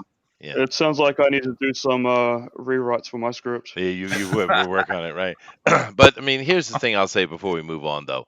Yeah. The extent of the human species and society throughout history is forged in the Right. crucible. That Right. is where we thrive. Right. And the point that I kind of lost there was in these writing circles, you run into a lot of people who are like, I'm a writer. Like I've sat here and I've looked in my heart and I'm a writer. And it's like, what have you written? Show me what you've written Mhm. that moves me. That's right. That's kind of the fundamental disconnect is I'm a writer. I wrote this thing, therefore you should love it. And I'll read it and go, no, that doesn't speak to me. And that's, again, you have to look out into the world and go, what is it that I can provide them that they're going to want? So, Yeah, that's true. That's where capitalism takes over. All Yeah. right. Interesting. We haven't had anything fun yet, Dinale. I'm going to blame you. You know that, right? Here we Yep. go. All right. Oh my God. Oh my God. All right, what do we got? It just got worse. My Dun-dun-dun-dun, gracious. Hey, that's Batman. Yeah. Damn it. We actually had we were talking about this. Yeah, the reason this is up here, guys, is it's official. It's 100% official. Yes. Robert It is Pattinson is happening, Batman. boys. And we've talked about this Get already. used to it. Get used to it. But we were talking the other day, Preston, I think last week, and we actually had you're a writer, of course, coming on with, but we also had a team on, and the artist was there as well. And the artist sat down, Okay. took one of the Robert Patterson's photos off the internet, and put a Batman cowl on him live. And And he my, looked Okay. perfect. he It did was not, incredible. dude. It was The jaw, horrible. it was so defined and just like, but no, he looked like he was on drugs. Yeah, it was really bad, dude. Because he just wanted to demonstrate, okay, well, let's see what it looks like. Let's put him in the cowl, right? And boy, it was Yeah. bad, dude. It was really It's bad. it's those baggy eyes, man. He baggy needs to eyes. rip off his Yeah. eyelids or something. Yeah, Oh no, yeah. He just looked sickly and he's got the jaw crack ridden. for it. I like his jawline. That's good for Batman, but I don't know what he's acted in recently that's worth a damn. But Well, let's ask that question then. Let's have this conversation. We all know where he's coming from, Mr. Twilight Boy. We know how ridiculously stupid that fan fiction movie was, even though it made a ton of money. It was horrible. Mhm. And that's I have no problem with kids Mhm. enjoying that. It's kind of like Power Rangers. I mean, if you're an adult and you look back at Power not for Rangers, that you, crap is right? awful, right? But as a Yeah, I kid, never they liked love it, right? So I'm cool with that. But let me ask the serious question, though, to the panel as well as the chat. Does this dude have the chops to be Batman? Yes. No, here we go. Yeah. George, devil's advocate, George. Yeah. Go ahead, George. Explain to me. Convince me. Okay. We've heard people say he is he's a good. classically trained in the arts. He's not your one hit wonder, and just because everyone's pegged him as a shiny vampire, this gentleman has range, and he is a very good actor. So where's your proof of that, though? Okay. That's my question. Okay. His resume. Hold on a second, Booster. Hold on a second, Booster. Excuse me. Go ahead, George. Booster, don't interrupt me, or I'm going to have to get on a plane, find you somewhere on the other side of the world, and then I'm going to have to use, very harsh adjective. Don't do that. Let him get his bit out, Booster, and you go next. Okay. Go ahead, All right. George. As I was saying, his Internet Movie Database resume. Find the movies. I did. Between the time we had last talked and now, Mhm. I looked up as much as I could on this guy's work. Mhm. What he did after Twilight. It's all on YouTube. You can find it. You can play the videos, the clips, and all that stuff. You can see that this guy will personify Bruce Wayne in a very unique and fresh manner. That is not Michael Keaton. That is not what's that guy in the mid 2000s? Christian Bale, right? Yeah. But he will bring something much needed to Batman, and that is a younger generation. Okay. Now I submit to petrol. the Booster. Yes, please, Booster. Okay, I always hear these arguments like he's done a lot of movies other than Twilight. He's got great acting range. I want to know what movies. What movies is that? I want the names of these movies. He's apparently. Google it. I'm told Google. Name a movie. Spend some time. Name the movie. It sounds like to me you haven't actually seen the movie. It's like watching a few clips of acting around. It's like he's smiling. He's like, oh, look at me, I'm Robert Pattinson. I can act all of a sudden. It's like I want you to name the movie that personifies Bruce Wayne. Internet Movie Database. IMDb. Okay, here we go. This is fun, isn't it, Preston? Let's let them battle for a little bit. I'm angry. I know. Yeah. It's okay. Just drink a little bit more soy latte. You'll be all right. Robert Pattinson. How do you spell the guy's name? There you go. Pattinson. All right. I'm going to be screen sharing this. All right. Mm-hmm. Do it. Do it to my face. I'm doing it, Padawan. I'm doing it. All right. Here we go. Let me come over and come back over to here. Okay. Go ahead and share, dude. Let me find here. All right, George. There you go. All right, George. Now I'm just gonna. Give me a sec. I'm going to work my little magic here. You need to blow your page up. Yeah. Well, actually, you need to expand the page. It's still very teeny. How about this? No, that's worse. Bigger? Yeah, that's wider. Oh God! Why did you tell him anything? Because I'm trying to help him. But anyway, go ahead, George. Come down. That's all right. Just tell us what. Just tell us. Go ahead. All right. So, let's look at his movie career here. Okay, Twilight Part 2. Where's Twilight Part 3? Where's Twilight? Okay, whatever. So there's Part 2, right? So here's all his work since then. Yeah. Okay, you watched all these movies, I assume. I didn't watch these movies. You haven't watched any of these films. What's that? You have not watched any of these films. I haven't heard of any of these films, dude. The video footage as I can to review this. Not only that, but look at these films. There's a wide range of films here. Yeah, but George, I haven't heard of any of those movies, dude. None of them, dude. What's that? None of them. I haven't heard of any of these movies, dude. It doesn't matter if you heard them or not. It's irrelevant. The point I'm making is, look at all these movies. They're not all shiny vampires or superheroes or whatever. There's a wide range. But is he good in these movies? That's the question. I want to know if he's good. Oh, you missed my point. There's a wide range of work that he's produced or he's been in production of, which means my point is we're not talented. Good. Okay. Well, I'm coming back over this other side, George. Thank you very much for your heated opinion. And Booster as well. Actually, I've never seen you get a little bit angry for Booster. It's kind of interesting. But I do see that Mark here has a response for you, George. And let me make sure I read this properly. Pattinson peers on a ledge above crooks. Fear me. Sparkles in the sunlight. To me, I think that Patterson is still largely undefined. One of the things about actors, like if you take like an actor who's been doing it for a while, like take Al Pacino. If you look at Al Pacino now, you have an expectation of what you're going to see, and he's going to very much live up to that expectation. That's right. But if you go back and you watch early Al Pacino, you're going to be like, huh, well, this is different. And it's because early on in their acting career, the actors were just acting like whatever the roles they are. But then as they become more iconic, as people are like, no, you're Pacino. It's like, you know, like that's the Pacino thing. Like they know that that's what the audience expects of them. So they increasingly become tied to this one persona. And then it becomes difficult when they are cast in like a different role. Like for instance, if you go back and look at Once Upon a Time in the West or Training Day, which were movies where they took actors that typically had played heroes, Denzel Washington, Training Day, and Henry Ford in Once Upon a Time in the West. And in those particular movies, they were playing villains, and the audience rejected it because they didn't want to see that. They know what they want to see from that actor, and that wasn't what they wanted to see.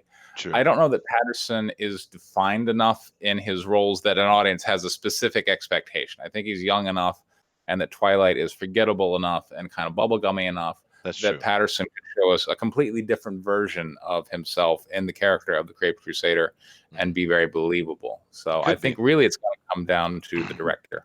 Believe me, I want him to be good. I'm not rooting for him to fail. Yeah. I want him to be good so badly. I'm just very anxious. And you're right. It does come down to the director, and in particular, just to make a quick shout out for it, Denzel Washington absolutely kicked ass in Training Day. That was a great movie. But you're right. People didn't want to see him as the bad guy. No, they didn't. But that was a killer movie, though. But here's the thing, though. With Patterson, we certainly got to give him the benefit of the doubt. And the director thing point is very, very important. We can point out just recently here this weekend we had Godzilla open, and that movie is an absolute horrible train wreck, and it's because the director is not a good director, right? Right. I've been seeing people laud it. Is it bad? It's really bad. I mean, if you just ignore all the human stuff and just watch the kaiju action, it's okay. It's fine. But even that, because see, the problem is the cinematography in that movie is horrible. It's really bad. It's so bad that I don't understand how that cinematographer actually has a job in Hollywood. The audio is horrible. Right, the script is horrible. The acting, you got that little girl from Stranger Things. She has no emotion, and her whole time on screen should be high emotion, but there's nothing. Right, and of course, it all comes back to the director. It's the director's fault, right? Yes. Because if you Just put a the better first person director, I've heard who didn't like it. dude, the movie. I mean, from a simple movie point of view, it's an absolute abomination. It's horrible. What do you think of it there in Japan? Since you're there in Japan, I'm curious what the Japanese are pissed off because this is probably the worst thing. No, this is probably the worst thing they did. In that movie, that had a lot of Chinese money behind it, right? That from Warner Brothers got a lot of Chinese money to make that. So they put a character in there. The character's name is Chen. She's a well-known Chinese actor. I mean, Americans probably don't know her, but over here we know who she is. And she her job is as mythologist, and she spends her whole purpose in the movie is to take all the mythology from the how many Godzilla movies for the past 70 years and shift it all to China. Now Godzilla is China-based. All the mythology is China. I mean, dick move, China. But that's what they did. The total that's China, just like that is China, right? But now, if I throw that away, and of course everyone's saying the same thing, we don't need the humans in this movie because it's horrible. And I just look at the kaiju, it's fine. But even then, because of the cinematography so bad, I mean, a lot of times we're too close or we're too far. The cropping is wrong. It's the cinematographer really killed this movie. And if you had a better director with the same cast, same script, same everything, a better director would have came in and made the adjustments necessary to make it a great movie, and they would have hired the better people to do the things that need to be done. So from a strictly movie review point of view, that movie is absolutely abysmal. It's a 2. as far as I'm concerned. From the kaiju and being a big time Godzilla fan, I love it. I loved seeing the kaiju. I love seeing King Ghidorah. I had fun with that part of it. But the movie side of it, it's like someone needs to be slapped hard in the face, dude. I mean, it's really bad. But I mean, my point being is it depends on the director. If they get a really good director, then this could be a good movie.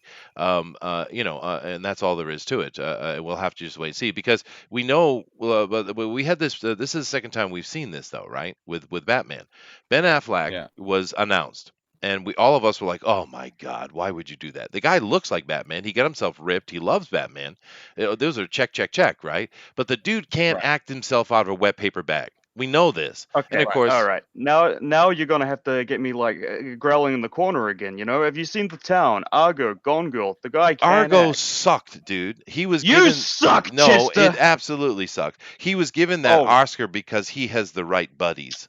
Booster. Oh my God, I will fight you. You can fight me all you want. I'll win. I'm a lot bigger and I have experience too. Okay, yeah, but shut up. Yeah, but but anyway, but in the end, Ben Affleck failed horribly as Batman because, he just didn't have the gravitas to be Batman. Also, I thought he wasn't given a good well, Batman the problem movie. is, And that's a fair point too.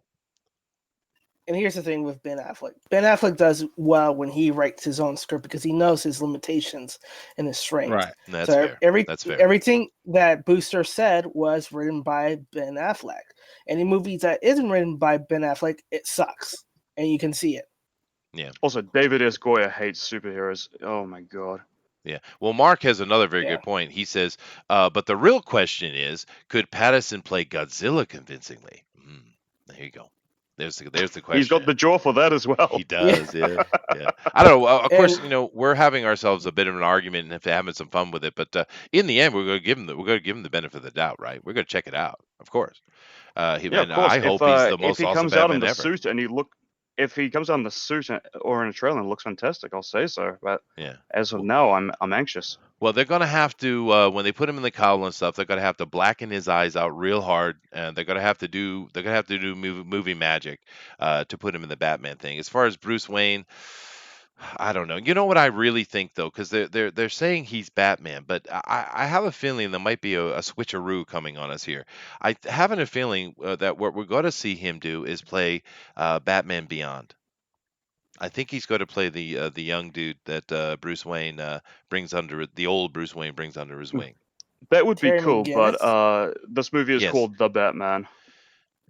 Okay, I just have a feeling that this might be happening. Actually, but, man, he would make a good Terry. He might. See, that's the thing. I can see him as Terry.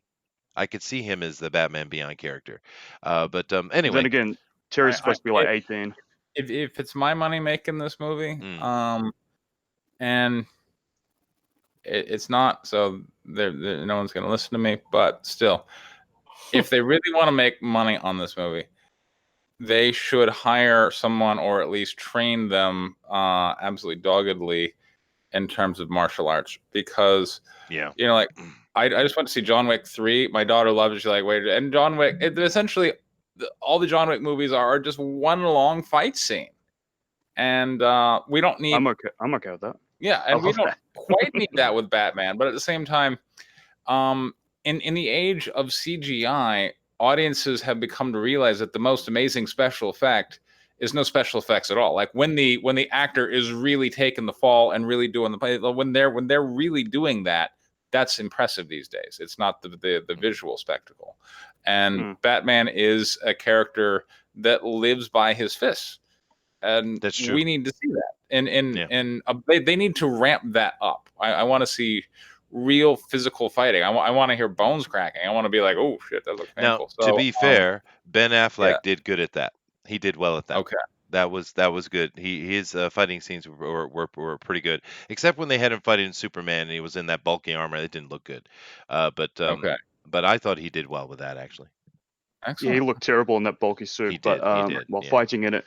But that fight scene where he crashes into the warehouse and just takes down a bunch of random thugs, that stuff's great. It is. I didn't appreciate seeing him stab and kill people, but hey. Well, What that's another conversation we've been talking about for months. How they want that's another conversation. Before I move on to the next story, though, Thondora does have a little comment here. He says, "I don't care if the humans were running around singing gay pride songs. I came for the monster, and the monsters delivered. They could literally just had them having one big gay orgy. It's a Godzilla movie. I only care about how much the awesomeness of Godzilla is, and he is awesome. Yeah, no." I said that. The kaiju were fine. I think we should take Godzilla in a very gay direction. Yeah, there you go. Why not? Why not? Right? But here's the thing, though, Confirmed gay. because people complained about the 2014 movie, right, with Bryan Cranston, and we watched that again recently, this week, and that is a killer movie, dude. The It's actually cinematography really is good. awesome. The sound is Yeah. awesome, and it has a lot of kaiju. People complain that there wasn't enough kaiju. Actually, there's quite a bit. Now, here's the thing that kills me about this movie I just watched yesterday, right? They were saying, "Oh, it's all Godzilla all the time." No, it's not. Dude, if you cut out the end fight of this movie, the 2014 movie had more kaiju in it than this one. If you cut that last fight out, it's actually less. We get way too much time with these humans who can't do what they're doing. Oh, and by the way, I didn't mention this, but this movie is a full-on SJW hit parade, by the way. Oh, it is. Okay. That's a whole nother level of I don't need it. But I get you, dude.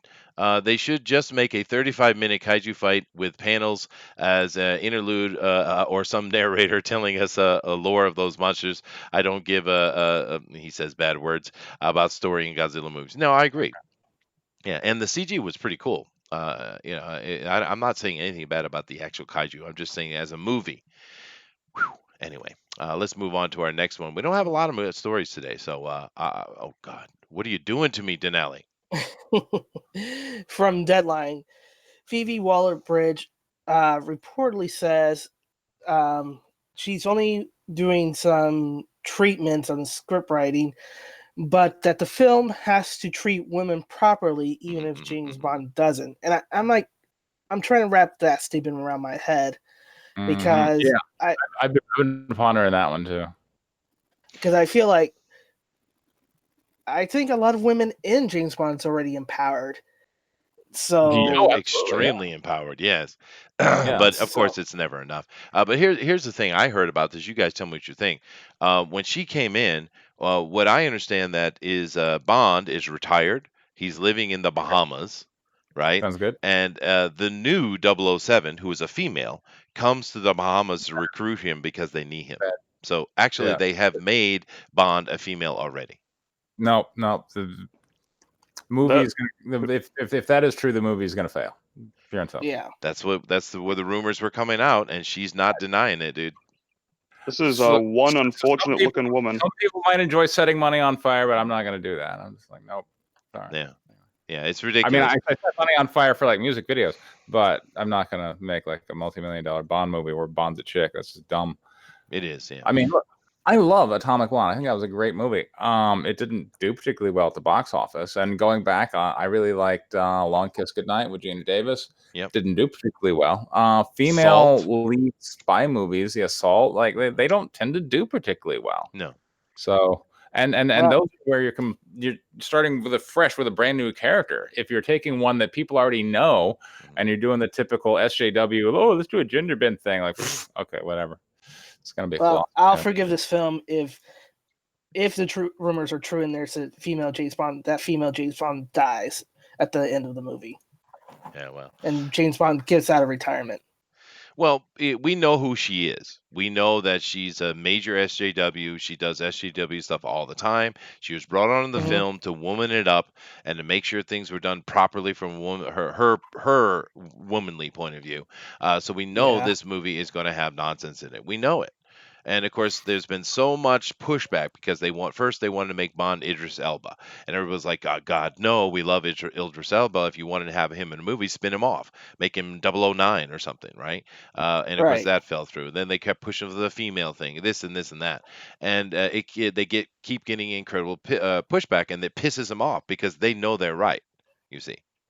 So they're going to do whatever they can, and particularly this lady. She's like a stormtrooper for the SJW, right?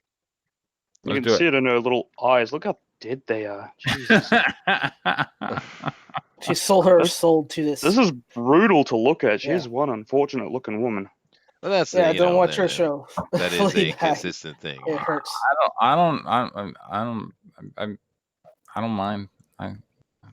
Yeah, I think she's a fine looking woman. That's not the issue Yeah, at all. Booster's just no, being he's just being she's a got a young big- boy. Picking nose. I'm worried she's gonna pick my eyes out with that nose. It terrifies me. I see. Well, Looks like a bird. yeah. Ooh, there's a pretty lady. Gal Gadot, she's pretty, but she's kind of scrawny though. But anyway, we'll see what I happens with don't this. think that was Gal Gadot. It's not. Her. Is that her? No. No, that's It is. that's still Phoebe. You're That's right. Still It Phoebe. is. They Regarding tricked the me. game, Yeah, she's actually not a bad looking lady, dude. See? Yeah. All right. Fine. I'll shag her. All right. If only she agrees to not talk to me. Yeah. Just remember, Booster, you cannot have sex with Alyssa Milano, though. Just write that down. All right. Let me write. Just Google that one. Yeah. Oh God, here we go. No, In our last story, before we jump back and no. talk about White Lily a Right. little bit more. All right, she's got the 6 strike, doesn't she? She does. It's funny. It's hilarious. It's as if anyone was planning on having sex with Alyssa Milano.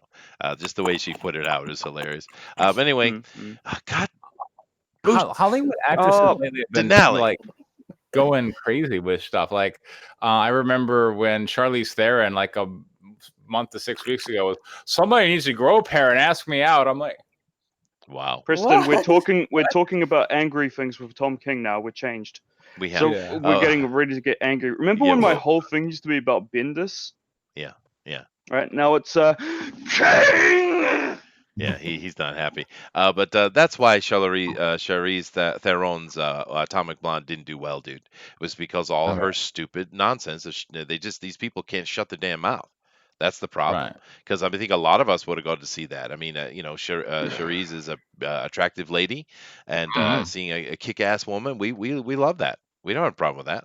They think we do, though. You see, that's the problem. They can't shut up. Tom Hardy hates her guts. Won't Well, work because with her she's ever a again. major hardcore bitch to work with. She's very difficult. Exactly. Yeah. But anyway, my God, Dinale, couldn't we have at least had one happy story today? Just one. Dude, I try to find happy stories, but this is throughout the week. This is for the shows we didn't do, and it just kept piling on and on. I'm sorry. I just read a CBR article today. It was titled "Tom King should be revered, not reviled." Right? They know people don't like this man. Why do they keep pushing him? Because it's the agenda, dude. Why is he suddenly the New Gods guy? Like, he wrote Mr. Miracle. I like the first 6 issues of that. But the rest of it's crap. He hates writing superhero books. He wants to write his own little depression nonsense. And this other woman is an insufferable SJW that's probably going to make the bloody female Furies the heroes. Of course and all black. Is. Of course she is, yeah. And Granny Goodness will be played by bloody Oprah. I'm sure. And actually, there's a couple of interesting facts, little videos you might want to check out on this to get a more in-depth look at it. Collider did a thing on this, and it's absolutely hilarious video. Go watch it, because these guys just sit down and just suck this idea off like crazy, dude. They are just all about this. Oh my God, it's such a wonderful. Oh, Tom King, it is so shill heavy. If you want to have a really good laugh, go watch the Collider coverage of this upcoming movie. And of course, Cecil on movies did a wonderful take on Mope or Woke. If you haven't checked it out, go check that Cecil video out. That's a funny one. Cecil actually does some pretty good videos. I know he's kind of got his little niche there with Ethan and the kind of the comedy he does, but his videos that he makes are actually pretty good. But anyway, Dinale, damn it, go ahead. All right. So as you can read the headline, Batman comic writer Tom King to co-write the New God screenplay with Ava DuVernay. DuVernay is the pronunciation. DuVernay. Yeah. I do apologize, DuVernay. Well, I mean, Preston, you start. I because Booster's going to scream and yell, so you go ahead and say something nice. I don't know enough about the New Gods. What is that? It's Kirby. It's Kirby creation. Jack ba- the King Kirby. yeah, Jack Kirby. Yeah. And basically, the New Gods were his take on God versus Satan, heaven versus hell, in a Okay. superhero-esque way. On Hmm. different planets and stuff like that. But it's really kind of the heaven versus hell theme, is what it is. I mean, it could be interesting. I think that's all I have to say about it at this point. It could be interesting. It's definitely tough to. I mean, all right. So the main exposure I've been having to Tom King lately has been Heroes in Crisis, Oof. which was not good. Ugh. No. Yeah. But in part the reason it wasn't good was because he was subverting expectations in just a dumb way. Like, why should Flash kill people? Why did you set us up for an Agatha Christie story and He then was give us this sad. ridiculous twist? Like, Right. it was all dumb. But from what I hear, Tom King likes to write, like these like these kind of things where people are depressed, they're doing crazy stuff, they're doing actions that don't make sense. And if we're dealing with heaven and hell, well, it kind of belongs more in that genre. So he could end up writing well to the genre. I don't, but he probably won't. So. Well, this is involving Dark Side. I'm sure it will, dude. Yeah. And yeah. Well, the thing with Tom King, let's be completely fair. Tom King can write. He has the ability to write quite well. The problem is, I don't know, but a lot of the speculation is that he's going through some, bad stuff in his life right now, and it's coming out on the page. Is the problem? He's using us as therapy. He's using is. comic. But the thing is, if he has a director, and then I'm going to talk about the director here in a minute. But if he had a director who was like, nope, go back and do it again, nope, do it again, he could actually put something really cool together. The dude is skilled. Yeah. He is skilled, right? The problem is we have Ava DuVernay, and the thing with DuVernay is the fact that she is a minority hire. She is affirmative action. Yeah, she's affirmative action hire for sure. Okay. And that's a problem, right? I mean, if you want to have female directors, you want to have black whatever directors, lesbians, Muslims, I don't care. I could care less what they are. Are they skilled at what they do? Meritocracy is where we should be.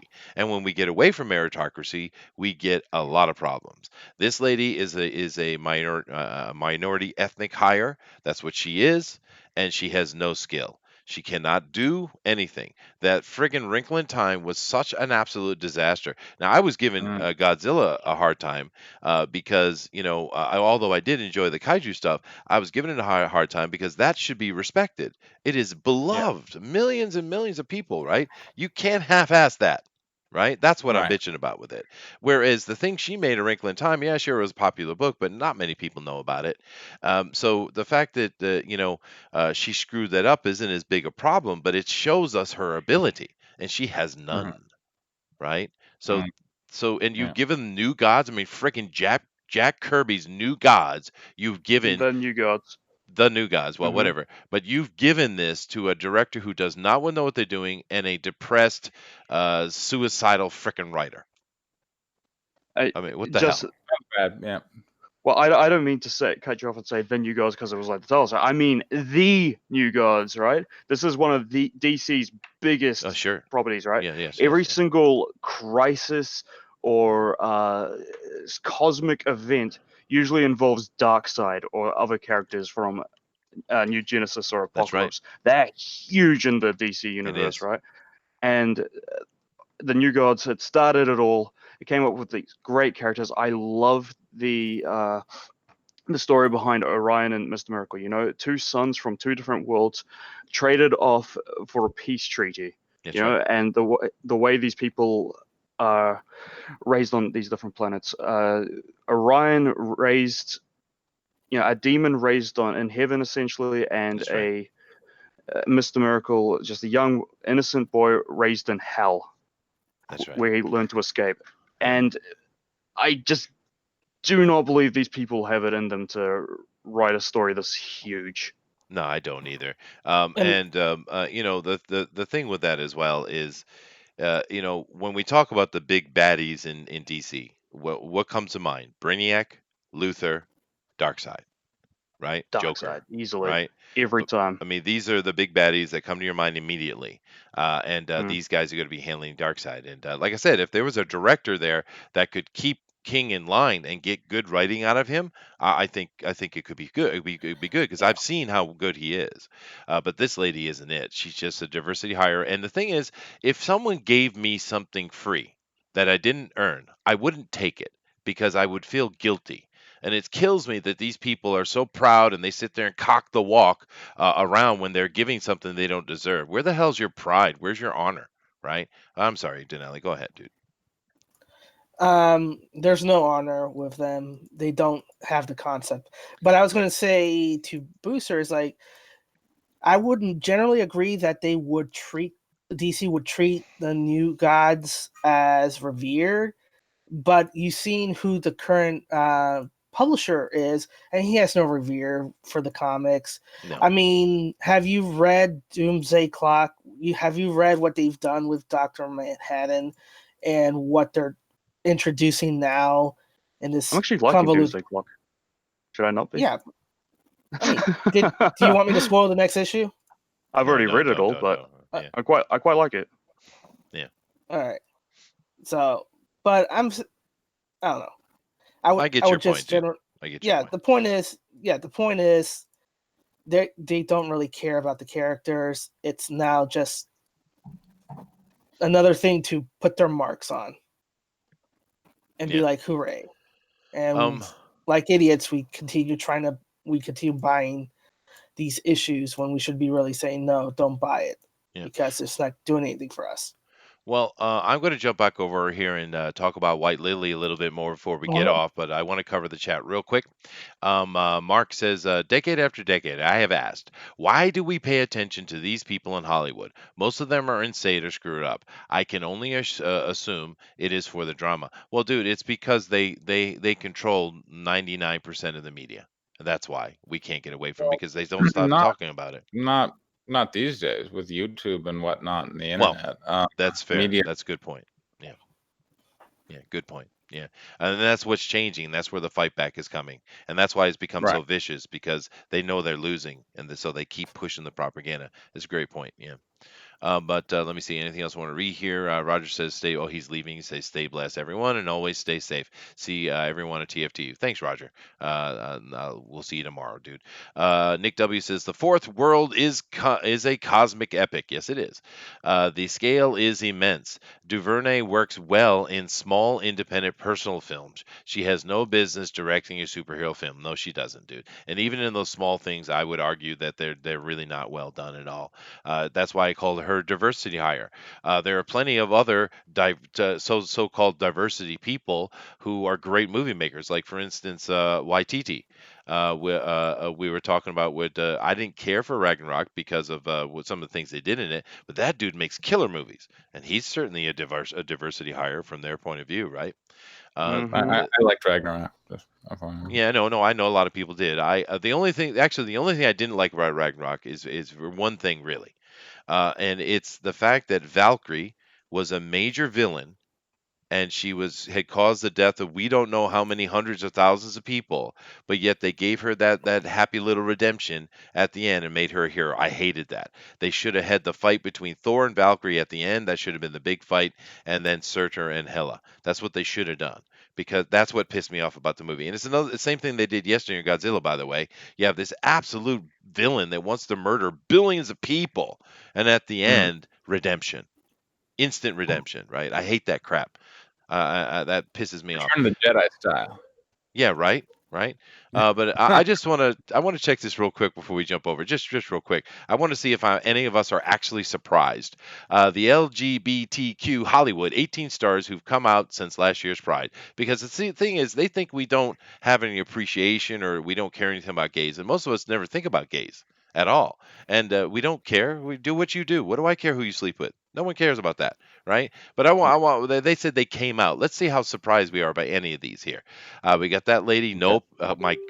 Obviously, this lady. Nope. Let me see here. This dude. I don't know who he is. This lady right here certainly doesn't surprise me at all. This dude is obvious. Shocking. No not even. way. No way. Yeah. Yeah. Oh, another one. Don't know who you are, but dude, obviously, Oh yeah. of course, right? Don't know who you are. It doesn't really come off. This dude, no clue, whatsoever. Jake Choi. Feelings. Oh yeah. You soy boy. Good for you, dude. That's not really that surprising to me, actually. This right here, no idea who she is. She just, I wouldn't have noticed it though, I suppose. But this guy, not shocking. Well, come on, right? Right. Well, this is the thing is they think we don't know or we don't care, and because we don't care. Obviously you're gay, but what do I care? You're gay. That's the thing I don't understand about all this nonsense. Why would you think we care? Does anyone here care? Anybody else sleeps with anybody? Raise your hand. No. No. What We're do we give a shit? supposed to applaud them. That's why. Oh, whatever, dude. We're It's so supposed to get stupid. good for you. Yeah, it's just Yeah, dumb, be dude. you. Yeah. They all exhibit the same characteristic. They want attention. Yeah, I guess Yeah. that's what it is, yeah. Because I really don't care. Dude, I've worked in the music industry my whole life. I've known lots of gay people. Some of them were good and some of them were bad, right? Just like all other humans. And you know what? In all the times in relationships and friendships I've had over the years, you know what never come up? Who they sleep with. Mm. Right? Because they're just people. We're just interacting and chatting or laughing, having fun or working together, whatever it is. It didn't matter. It doesn't matter. But they can't get away from it. And that's what kills me most about this stuff. They keep yelling and screaming at us, saying we're one thing, and it's like, dude, you have no clue what you're talking about. In my lifetime, I have literally never met anyone that had anything negative or especially violent to say about homosexuals ever. Now, do they exist? I guess they probably do, but I've never met one. I've met people who might feel uncomfortable and kind of stayed aside from it. They never said or did anything. Humans don't act like that. Humans are chameleons. They're always joining. They're followers. It's the very rare individual that steps out and stands aside from something. That's not how we Yeah. work, man. Anyway, enough of all that silly news. And Denali, I want happy news on Monday, dude. Happy I won't news. promise anything. Fine. God, right. Anyway, guys, we want to thank Preston. Thank Preston for coming in today. This was a lot of fun. We love talking to Preston. He's a cool guy. He's got a lot of good insight. I really enjoyed the idea for his Guinevere thing he had last time, and that was a fun idea. And of course, the White Lily thing we actually talked about before. It's a cool thing. I love the fact that it's a historical based comic. So definitely check that out. But Preston, you got some last words you want to give the folks about your White Lily, dude? No, I think we basically covered it. All right, yeah.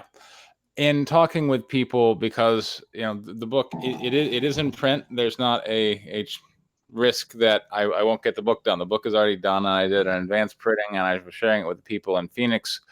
And some of the hardcore fans of mine who got it and were reading it were like, this is your best work yet. So if you look at the PDFs for Guinevere or White Lily issue 1 and you're thinking, well, these are good, well, issue 3 is even better. So I would encourage you to get behind it. That is cool to see the progression, and good for you on that. But all right, well, thank you guys very much. Definitely check out Preston's book here, man.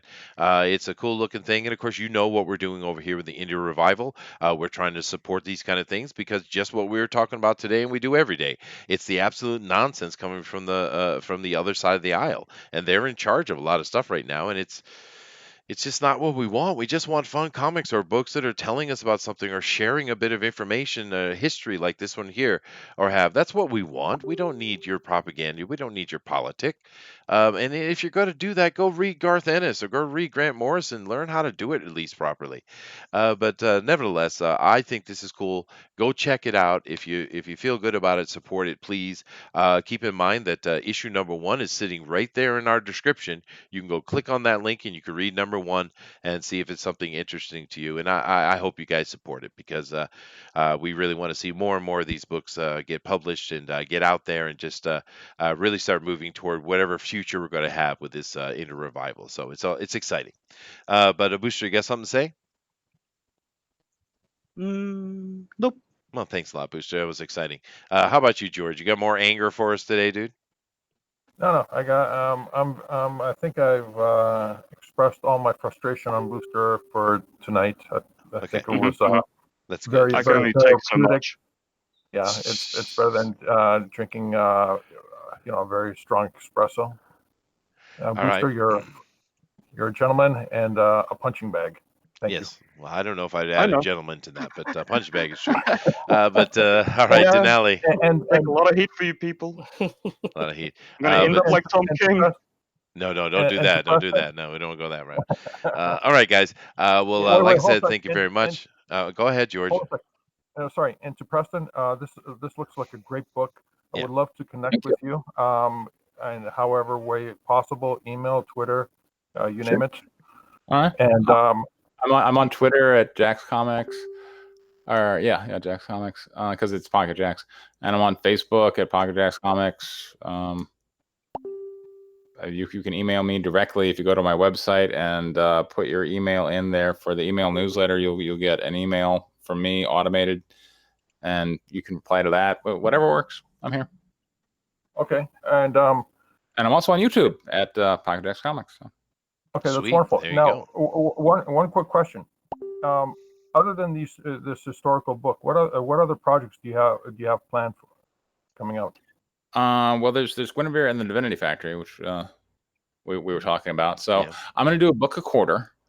So this is so Guinevere and the Divinity Factory 1 was the book for first quarter. White Lily 3 is the book for quarter 2. White Lily issue 4, which I showed you the page from, is going to be quarter 3, and then Guinevere 2 is going to be quarter 4. And both of those series are of 5. So then next year I'm going to do, there's 4 quarters to do 4 more books. So next year I'll probably do White Lily issue 5 to finish up that series in quarter 1, and then Guinevere 3, 4, and 5. So that's basically me for the next 18 months. Sweet. Nice to be busy, dude. Nice to have a schedule. All right. Well, thank you very much, George. Thank you very much, Preston. And of course, to our very, very most favoritely oiled booster, Kiwi. Nice to have you guys all here. A lot of fun, dude. But of course, that's time, guys. Dinale, take us out of here, dude. All right. Well, thank you everybody for joining us. Thank you, Preston, for being our guest. Help support his White Lily project. It's only $1,115 away. If you can't support it financially, please retweet, share it out, talk to your friends and family, and make it happen. He's so close. Join my newsletter, dinalescomics at Gmail, for the Immortal Mask. That project is coming up soon. When we are ready, we'll be starting to roll out a lot of sneak peeks, designs, and secret perks for those who are the first ones to sign up to the newsletters. But as always, your perception shapes your reality, so always make it a good one. Namaste. And don't forget to check us out for TFT tomorrow. Dinale, what is on TFT tomorrow? You know what? I totally blank on that one. I think it's a Mandela effect. No, I don't think so. That's all right. We'll put it up and we'll have the chat later. But anyway, namaste. Later, guys. Namaste.